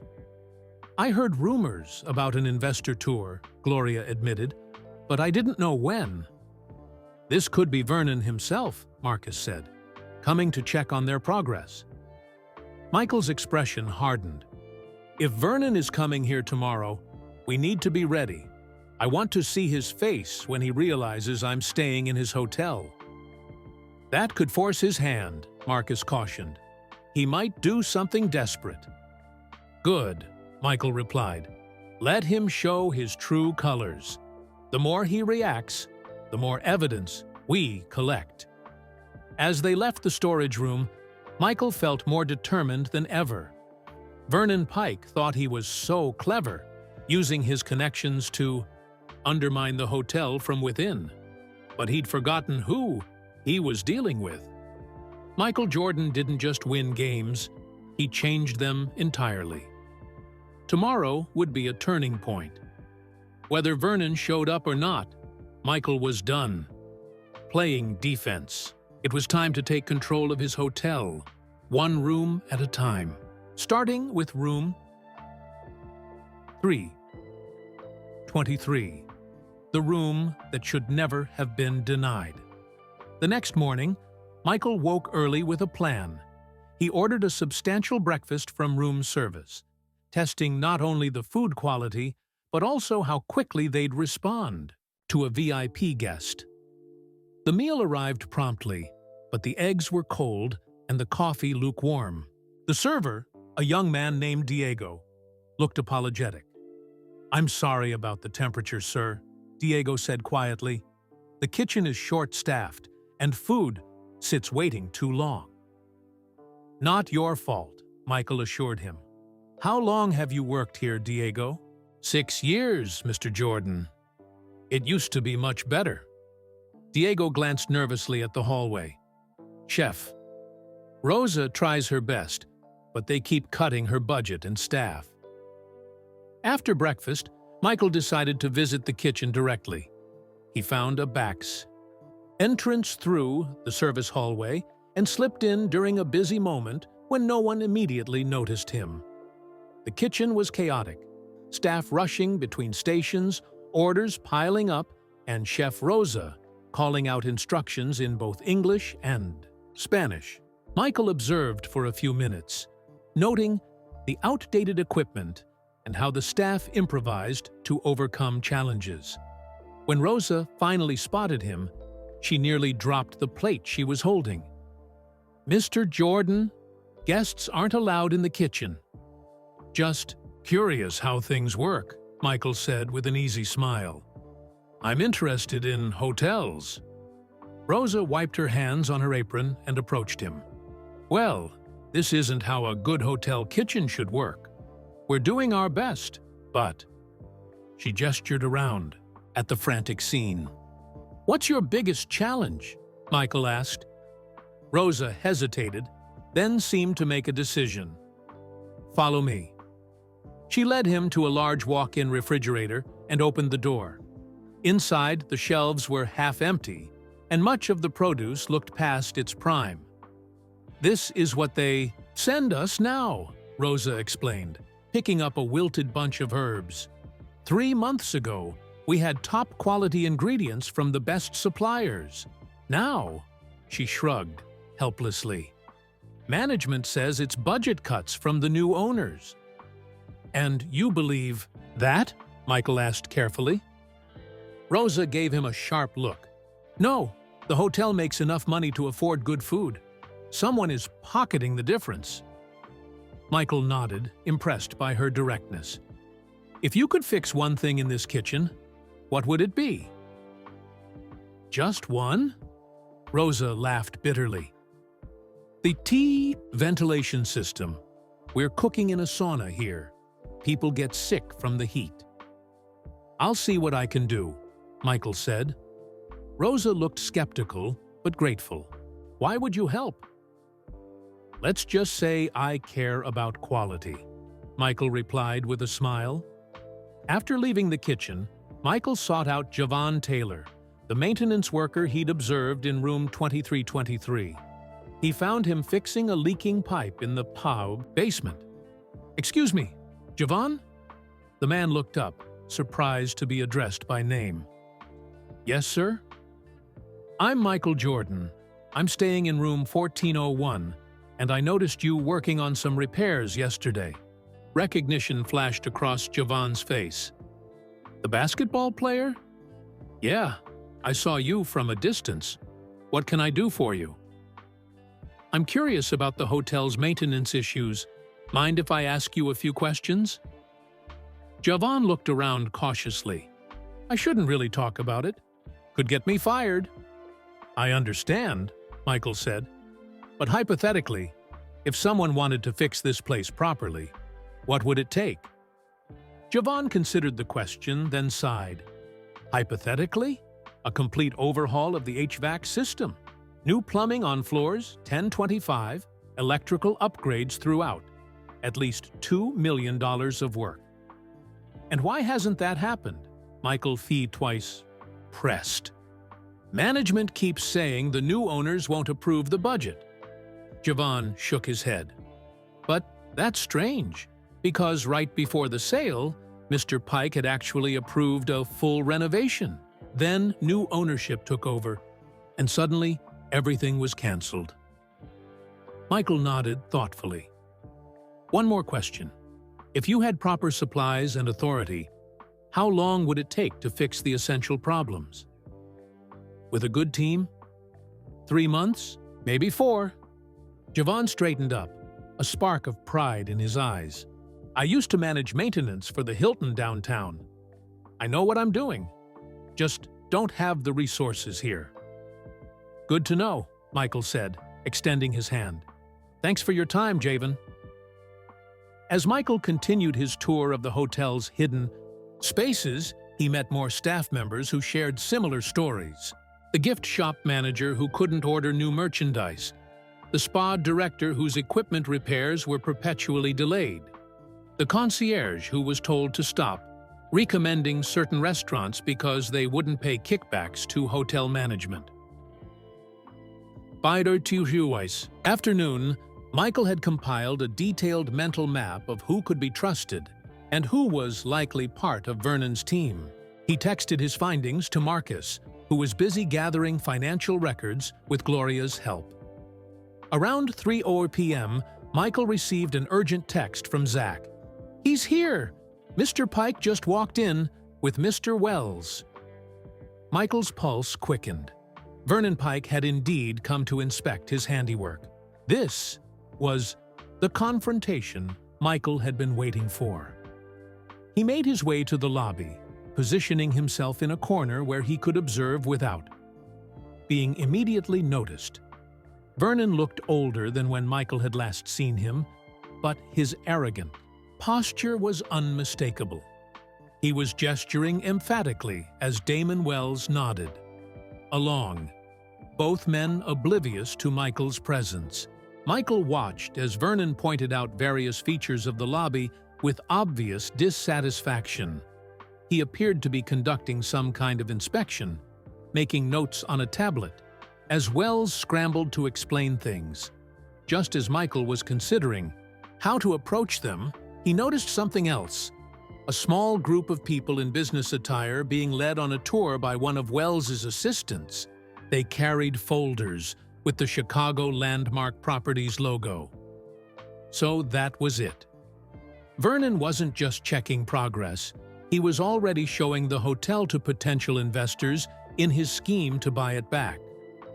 Michael felt his competitive instinct surge. This wasn't just business anymore. It was personal. Vernon Pike was trying to steal what rightfully belonged to Michael Jordan. And in Michael's world, there was only one response to such a challenge: win at all costs. Michael pulled out his phone and quickly texted Marcus. "Pike is here with investors. Lobby. Now." While waiting for Marcus to arrive, Michael watched Vernon and his group from a discreet distance. Vernon was putting on quite a show, gesturing grandly around the lobby, while his potential investors nodded and took notes. Michael could only imagine what lies Vernon was telling them about the hotel's condition and future prospects. Michael noticed Zach hovering near the front desk, pretending to play his Nintendo Switch while actually keeping an eye on Vernon's group. The boy glanced toward Michael and gave a tiny nod.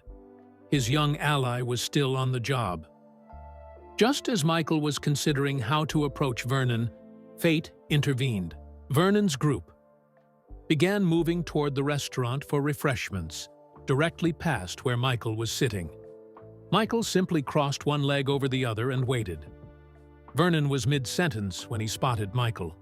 The words died in his throat, and his face went pale, then flushed with anger. For a long moment, the two men stared at each other. Then, with visible effort, Vernon regained his composure. "Well, look who it is," Vernon said loudly. "Michael Jordan himself. What brings you to this fine establishment?" Michael rose slowly to his full height, towering over Vernon. "Just checking out the accommodations," he replied with a calm smile. "Very interesting place you have here." Vernon's eye twitched at the word "you." "Not mine anymore," he said with forced lightness. "I sold it recently." "Did you?" Michael asked innocently. "To whom?" Vernon glanced nervously at his investors, who looked confused by the exchange.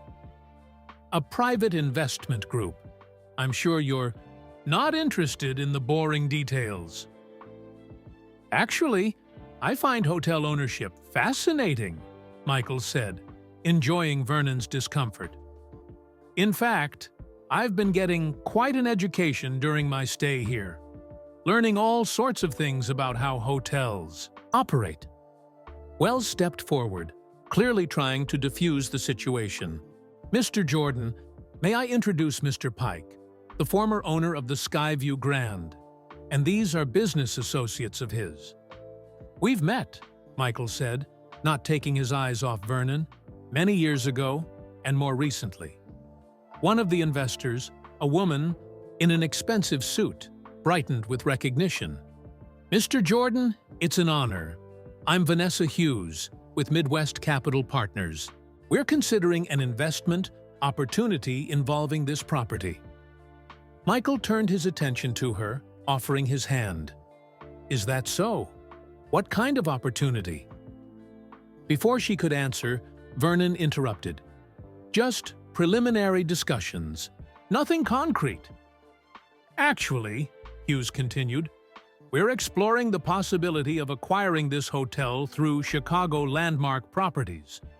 Mr. Pike has been explaining how the current owners have mismanaged it, creating an opportunity for the right investors to turn it around." "Mismanaged it?" Michael repeated, raising an eyebrow. "That's interesting. I've certainly noticed some issues during my stay." "Exactly," Vernon jumped in eagerly. "The place has gone downhill since I sold it. Such a shame." "Though strangely," Michael continued, "many of the staff tell me the problems began exactly when the ownership changed. Budget cuts, canceled renovations, supply issues." Vernon's smile became fixed. "Well, staff always resist change. New owners often have to make tough decisions." Just then, Marcus appeared at Michael's side, slightly out of breath. "Sorry I'm late," he said, giving Michael a meaningful look. "No problem," Michael replied. "I was just chatting with Vernon Pike and his investors about the hotel's performance issues." Vernon looked increasingly uncomfortable. "We should continue our tour," he said to his group. "I'm sure Mr. Jordan is busy." "Not at all," Michael countered. "In fact, I'd love to join your tour. As a guest, I have a unique perspective on the hotel's current state." The investors looked intrigued by this suggestion, but Vernon shook his head quickly. This is a private business matter, Michael. I'm sure you understand. Actually, Vanessa Hughes spoke up, I'd value Mr. Jordan's input. An unbiased guest perspective could be helpful. Vernon's face darkened. That's not necessary. I insist, Hughes said firmly. After all, if we're going to invest millions, we should hear all sides. Michael could almost see the calculations running through Vernon's head. Refusing would look suspicious, but allowing Michael to join risked exposing his scheme. Fine, Vernon finally agreed, his voice tight. Mr. Jordan can join us for the next portion of the tour. As the group moved toward the elevators, Michael fell into step beside Hughes, while Marcus discreetly made a phone call behind them. Vernon kept glancing back nervously, clearly worried about what Michael might say. In the elevator, Michael noticed Zach slipping into the next car with another part of the tour group. The boy was still following the action, determined not to miss anything. Vernon led them first to a recently renovated suite, clearly one of the few well-maintained rooms in the hotel, probably kept nice specifically for such tours. As Vernon extolled the room's features, Michael caught Hughes watching him for his reaction. Very nice, Michael commented, though I understand most rooms aren't quite up to this standard.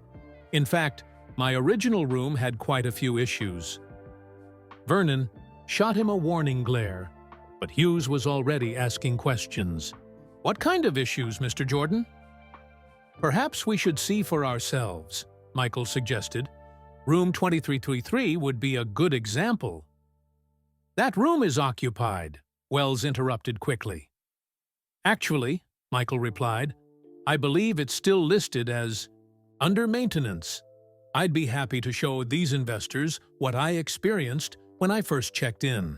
Vernon stepped between Michael and the investors. There's no need for that.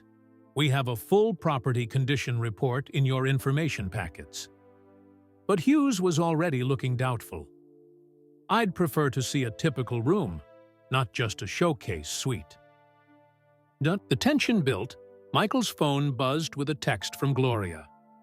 Documents secured from Wells' office. Meeting room B when you're ready.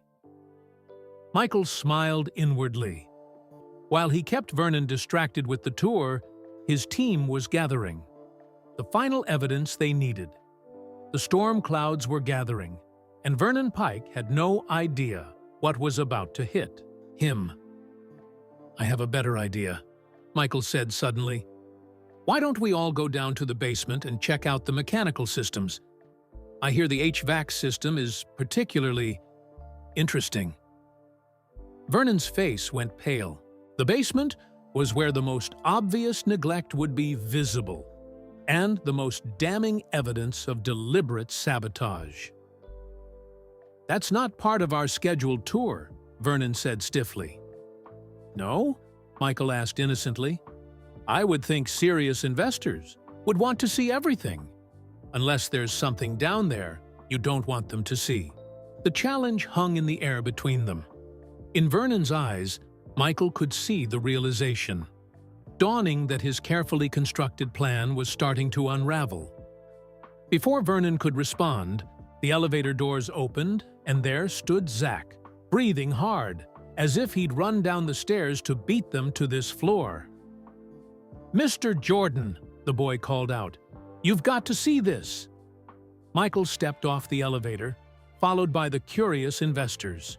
Vernon tried to block their path, but Vanessa Hughes simply stepped around him. What is it, Zach? Michael asked. They're moving stuff out of the storage room, Zach exclaimed. Like boxes and boxes of stuff. Michael exchanged glances with Marcus. Which storage room? The one near the kitchen.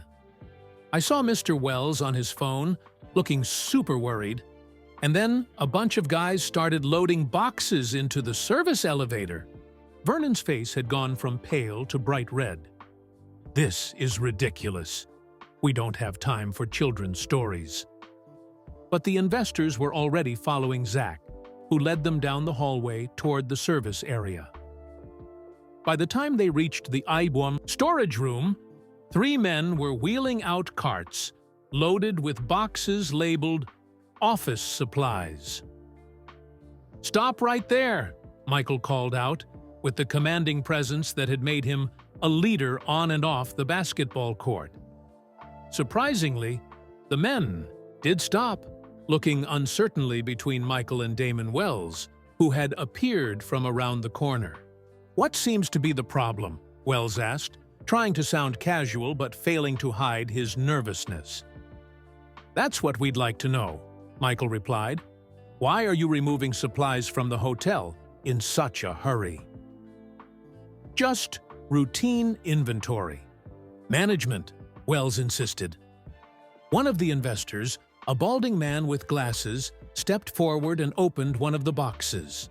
Inside were not office supplies, but expensive bottles of liquor from the hotel bar, still in their original packaging. "Interesting inventory," the man remarked dryly. Another box contained new linens, never used. A third held small electronics, tablets, speakers, and other items that should have been in guest rooms. Vernon stepped in, desperation evident in his voice. "This is all a misunderstanding. Damon, explain what's happening here." But Wells was already backing away, clearly recognizing that the situation was beyond salvaging. Michael turned to the investors. "I think what you're witnessing is the systematic theft of hotel assets, part of a larger scheme to devalue this property." Vernon's face contorted with rage. "That's a serious accusation, Jordan."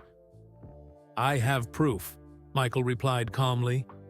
"Here, if on cue, Gloria appeared with a file folder, Marcus beside her. Mr. Jordan, I have those documents you requested." Michael took the folder and handed it directly to Vanessa Hughes. "You'll find correspondence between Mr. Pike and Mr. Wells, detailing their plan to deliberately mismanage the hotel, drive down its value, and then repurchase it through Chicago Landmark Properties." Hughes began reviewing the documents, her expression growing increasingly disturbed. The other investors gathered around her, murmuring in shock as they saw the evidence. "This is a setup!" Vernon shouted, trying to snatch the papers. "Those documents are fake!" "They came from Wells's own office," Gloria stated firmly, "and I've been documenting similar activities for months." She held up her own notebook with meticulous records of the sabotage. One by one, hotel staff members began to appear. Javon from maintenance, Rosa from the kitchen, Aisha from the fitness center, Henry from the restaurant. Each had come to witness the confrontation, drawn by the commotion and text messages from Gloria. "Mr. Jordan," Javon spoke up, "we've been trying to keep this place running despite their efforts to run it into the ground. We can all testify to what's been happening." Rosa nodded firmly. "They've been cutting our supplies, canceling repairs, turning away guests, all while telling us it was the new owner's fault." The investors had heard enough. Hughes handed the documents to one of her colleagues and turned to Vernon with a cold expression. "Mr. Pike, our firm will not be participating in this scheme of yours, and I suspect you'll be hearing from our legal department." Vernon's face had gone ashen. "You don't understand. Jordan stole this hotel from me. He manipulated the sale." "I paid full market value," Michael corrected. "You were eager to sell because your mismanagement had already driven the hotel to the brink of bankruptcy. The only manipulation has been your attempt to sabotage it after the sale." The other investors were already edging toward the elevator, clearly wanting no part of Vernon's scheme. One was on his phone, likely calling his company's lawyers. Wells had disappeared entirely, abandoning Vernon to face the consequences alone. As the situation unfolded, hotel guests had begun to gather, attracted by the commotion. Among them were Zach's parents, looking confused to find their son in the middle of what appeared to be a business showdown. "Mom! Dad!" Zach called out excitedly. "Mr. Jordan owns this hotel, and he just caught the bad guys who were trying to steal it." The simple explanation, delivered with a child's straightforward clarity, seemed to ripple through the crowd. Guests began to whisper and point, the story spreading quickly. Michael realized it was time to take control, not just of this situation, but of his hotel. The secrecy clause in his purchase agreement had been broken the moment Vernon brought investors tied to the property while claiming it was mismanaged by the new owners.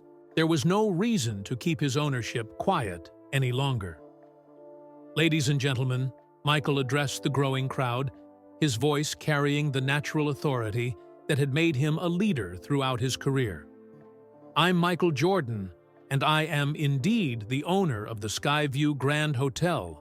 A murmur went through the crowd, with a few gasps and excited whispers. "I purchased this hotel 3 months ago, with plans to restore it to its former glory. Unfortunately, those plans were deliberately sabotaged by the previous management team, as you've just witnessed." Vernon, seeing his last hope evaporating, made a desperate lunge for the exit. 2 security guards, including Terrell Foster, who had finally recognized Michael, stepped in to block his path. "I think you should stay, Mr. Pike," Terrell said firmly. "The police will want to talk to you about those stolen goods." As Vernon was led away, still protesting his innocence, the hotel staff gathered around Michael. Years of frustration had given way to cautious hope. "What happens now, Mr. Jordan?" Rosa asked, voicing the question on everyone's mind. Michael looked around at the staff members who had worked so hard under impossible conditions. They deserved better. This hotel deserved better. "Now," Michael said with a smile, "we rebuild. Together." The next few hours were a whirlwind of activity. Police arrived to take statements about the theft and fraud. Marcus called the company's lawyers to handle the legal aspects of breaking the secrecy clause in the purchase agreement. Michael spoke personally with each department head, assuring them that positive changes would begin immediately. Through it all, Vernon Pike sat in a corner of the lobby, under the watchful eye of hotel security, waiting for the police to formally question him. His face was a mask of bitter defeat. Finally, as the initial chaos settled, Vernon demanded to speak with Michael alone. 5 minutes, he insisted. "You owe me that much." Michael considered refusing but decided to hear what Vernon had to say. They moved to a quiet corner of the lobby, still visible to others but out of earshot. "You've ruined me," Vernon began, his voice shaking with anger. "Again." "You ruined yourself," Michael replied calmly. "Just like in high school. You couldn't stand losing then, and you can't stand it now." Vernon's eyes narrowed. "You think this is about basketball? About some high school rivalry? Isn't it?" "It's about what's rightfully mine," Vernon hissed. "This hotel belonged to my family for generations before I was forced to sell it. My uncle built this place." Michael hadn't known this detail. The sale documents had listed various corporate entities as previous owners, not individual names. "Your uncle built it, but you ran it into the ground," Michael pointed out. "You were practically bankrupt when I bought it." "Because of the recession, because of circumstances beyond my control." Vernon's face flushed with emotion. "I just needed time to turn it around. But then you swooped in with your millions, your famous name, your perfect life." Michael shook his head, surprised by Vernon's distorted view of reality. I made an offer. You accepted. Business is business.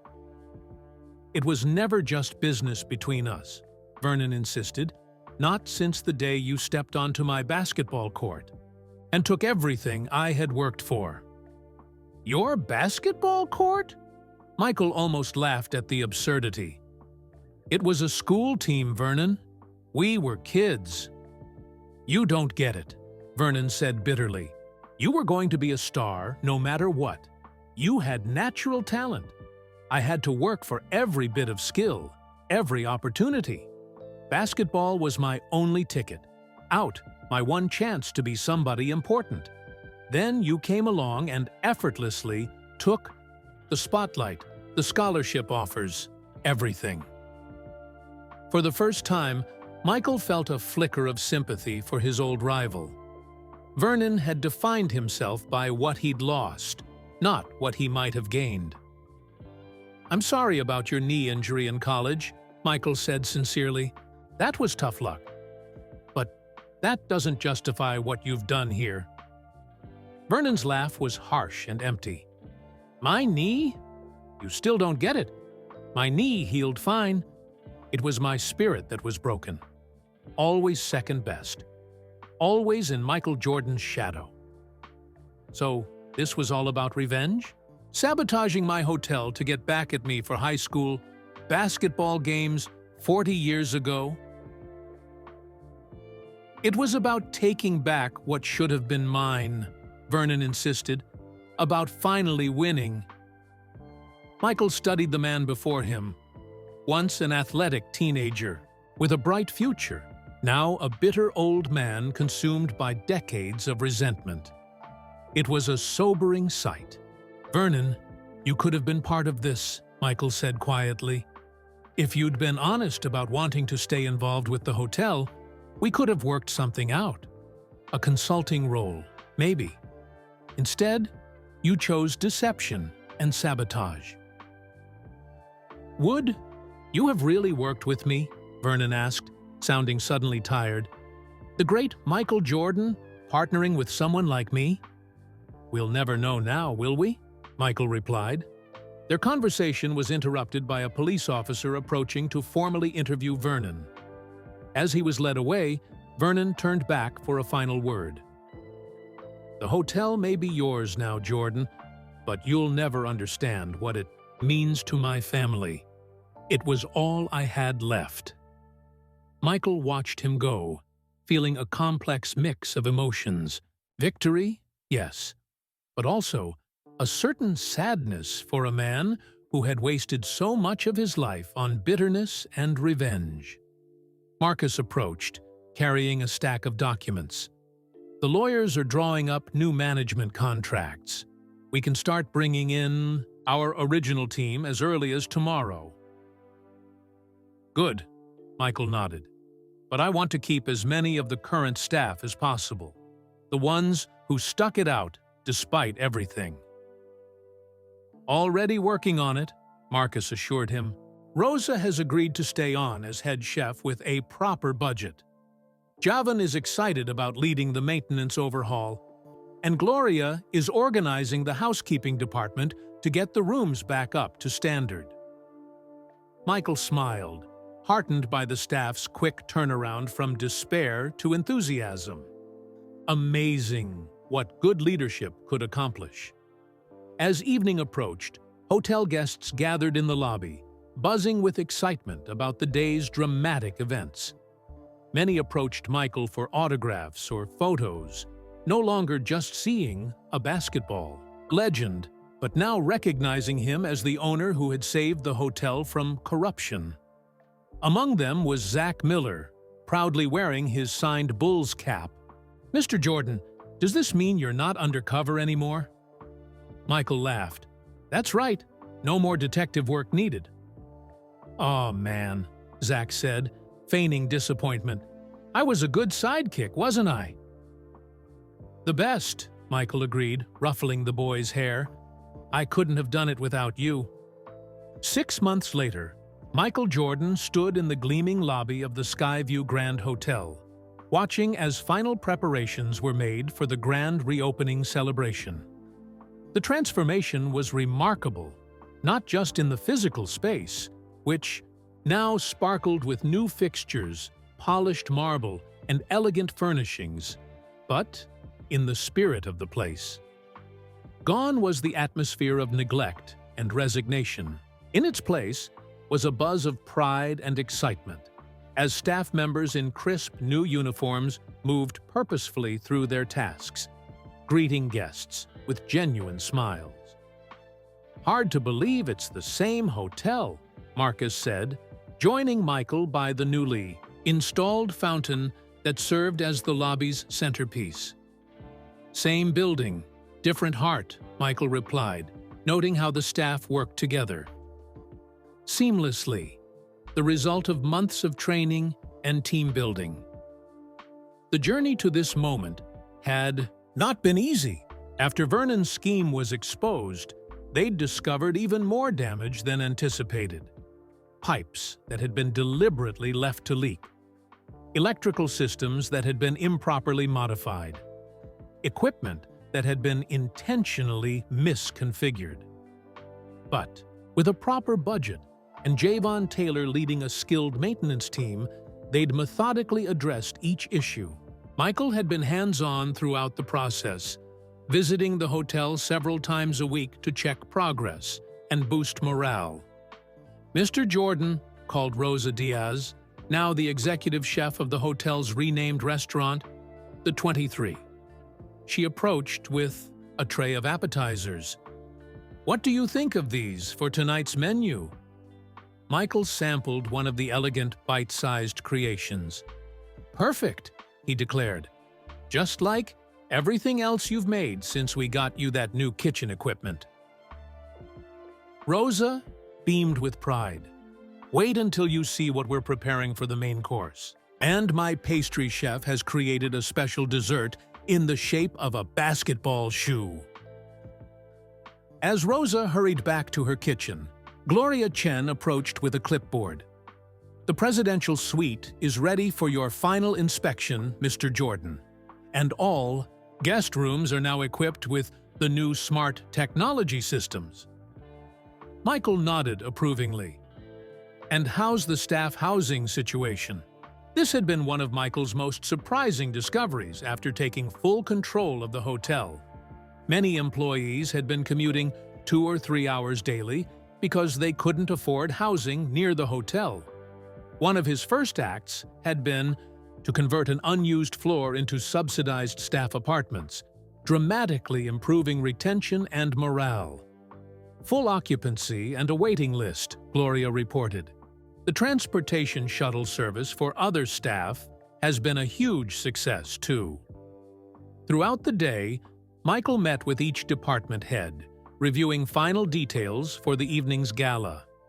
Terrell Foster, now head of security, had developed a sophisticated but unobtrusive system for protecting celebrity guests. Aisha Johnson proudly showed off the completely renovated fitness center, now featuring state-of-the-art equipment and a basketball half-court. Even Eliza Thornton, the front desk clerk who had initially denied Michael a room, had found her place in the new organization. After sincerely apologizing for her role in that first encounter, she had proven herself to be dedicated and resourceful. Michael had promoted her to guest relations manager, where her attention to detail and growing confidence served her well. "Everything's ready in the ballroom, Mr. Jordan," Eliza reported, no longer intimidated by her famous boss. "The AV team has your presentation queued up, and we've confirmed all RSVPs for the VIP section." "Including our special guests?" Michael asked. Eliza smiled. "The Miller family is confirmed. Front row seats, as requested." Michael had stayed in touch with Zach and his parents over the months of renovation. Tom Miller had even provided some consulting on the hotel's new digital security systems, his area of expertise. And young Zach had become something of a mascot for the hotel staff, who all knew the role he'd played in exposing Vernon's scheme. As evening approached, Michael returned to his private office to change for the gala. On his desk sat a framed photograph of the hotel from the 1960s, when it was first built. He'd found it in the archives and had been struck by the image of a proud man in a suit, standing in front of the newly opened Skyview Grand. Research had confirmed what Vernon had claimed. That man was indeed Vernon's uncle, Thomas Pike, the original builder of the hotel. Despite everything that had happened, Michael had felt it was important to honor that legacy. A plaque acknowledging Thomas Pike's contribution now hung in the hotel's history corner, alongside photos of other significant moments in the building's past. Michael had also learned that Vernon Pike had avoided jail time by cooperating with authorities and making restitution for the stolen property. Last Michael had heard, Vernon was working as a consultant for a small hotel chain in Florida, far from Chicago and the memories that had tormented him for so long. The grand reopening gala was a spectacular success. Chicago's elite turned out, in force, along with sports figures, celebrities, and business leaders. The renovated hotel impressed everyone, from the soaring atrium to the luxurious guest rooms to the world-class restaurant. During his speech to the assembled guests, Michael stood at the podium and surveyed the crowd, taking a moment to appreciate how far they'd come. "The Skyview Grand has always been a Chicago landmark," he began. "But for a while, it lost its way. Tonight, we're celebrating not just a renovation of walls and floors, but a renewal of purpose and spirit." Michael shared the story of being denied a room in his own hotel, now a tale he could laugh about, and watched as the audience gasped and then chuckled at the irony. "That mix-up turned out to be a blessing in disguise," he continued.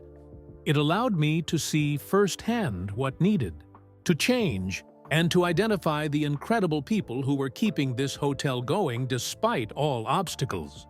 He gestured to the staff members lined up along the ballroom walls, each receiving a round of applause as Michael acknowledged their contributions.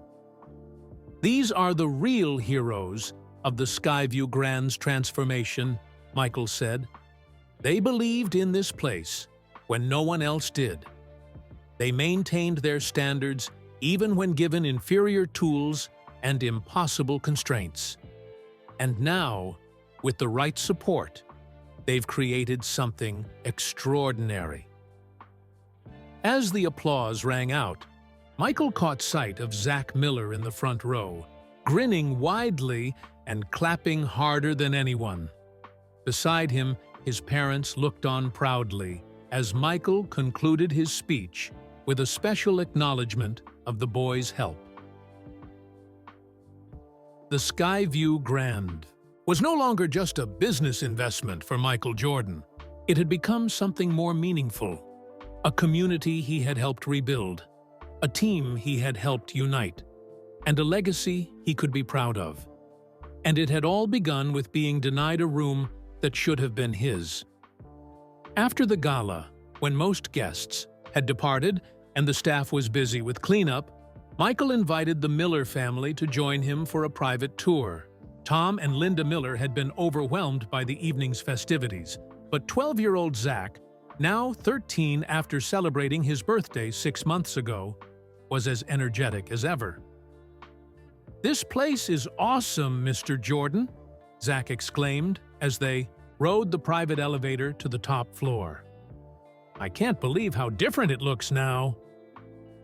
"Wait until you see the penthouse suite," Michael replied with a smile. "It's something special." The doors opened directly into a stunning space that took up the entire top floor of the hotel. Floor-to-ceiling windows offered a 360-degree view of Chicago's sparkling skyline.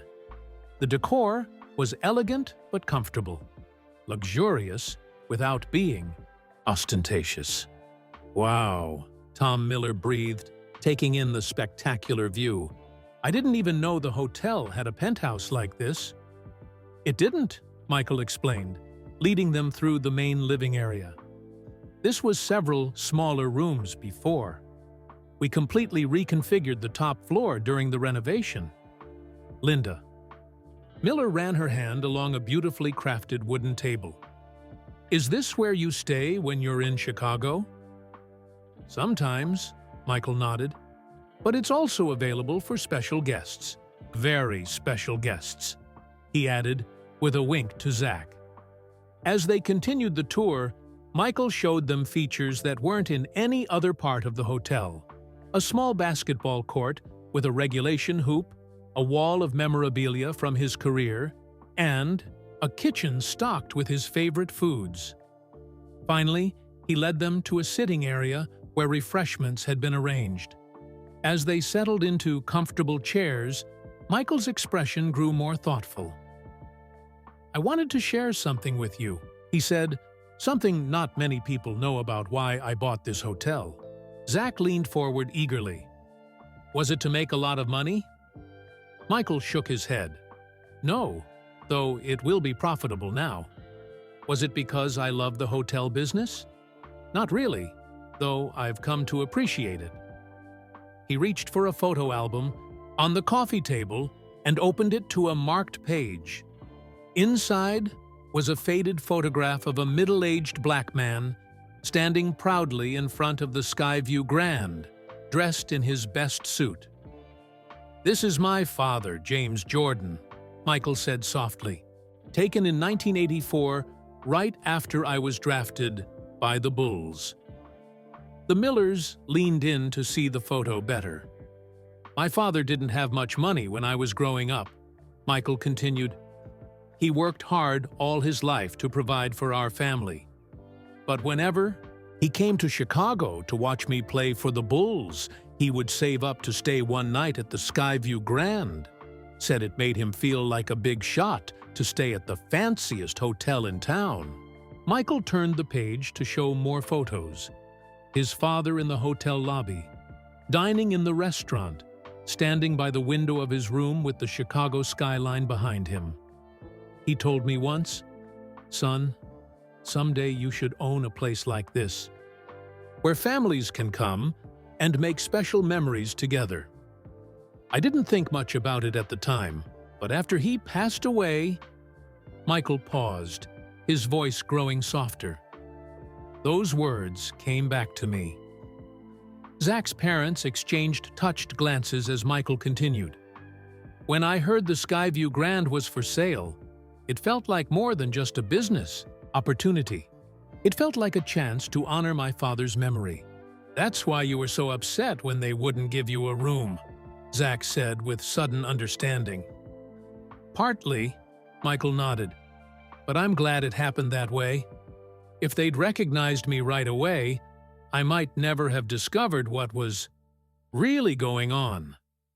The hotel might have continued to decline until it was beyond saving. Linda Miller wiped away a tear. Your father would be so proud of what you've done here. I like to think so, Michael agreed. That's why this penthouse is special to me. This is where he stayed on his last visit to Chicago before he passed away. Room 2323 was too small for what I wanted to create, so I built this instead. A place that would have made him feel like the most important man in the city. He turned to Zach, who was looking at the photos with wide eyes. I've never told that story publicly. Not even to Marcus. But I wanted you to know because you helped save something.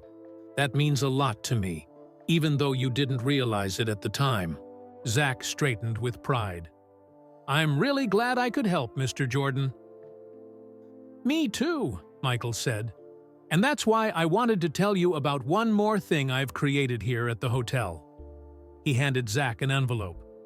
A new youth basketball program with coaching from former pro players. We're calling it Future Stars, and we'd like you to be our first member.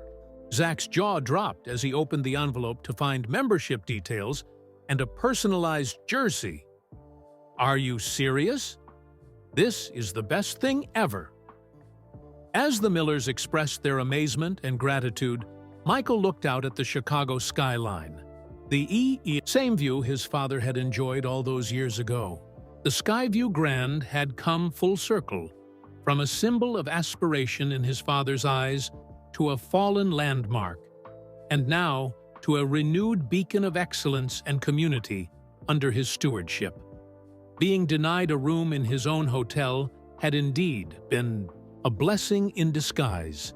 It had led to the hotel's salvation, connections with people like the Millers, and ultimately a deeper fulfillment of his father's dream than Michael could have ever planned. Some victories were measured in championship, rings and trophies. Others, Michael had learned, were measured in promises kept and legacies honored. This victory felt better than most. Where are you tuning in from today? Drop your location in the comments below. I love seeing how basketball fans connect from all around the world. If you enjoyed Michael Jordan's Hotel Showdown story, please hit that like button and subscribe to our channel. Each subscription helps us spread more positive, inspiring stories like this one. Remember, kindness wins both on and off the court. Michael didn't just save his hotel. He created opportunities for the staff and built something meaningful from a challenging situation. Want more amazing sports stories?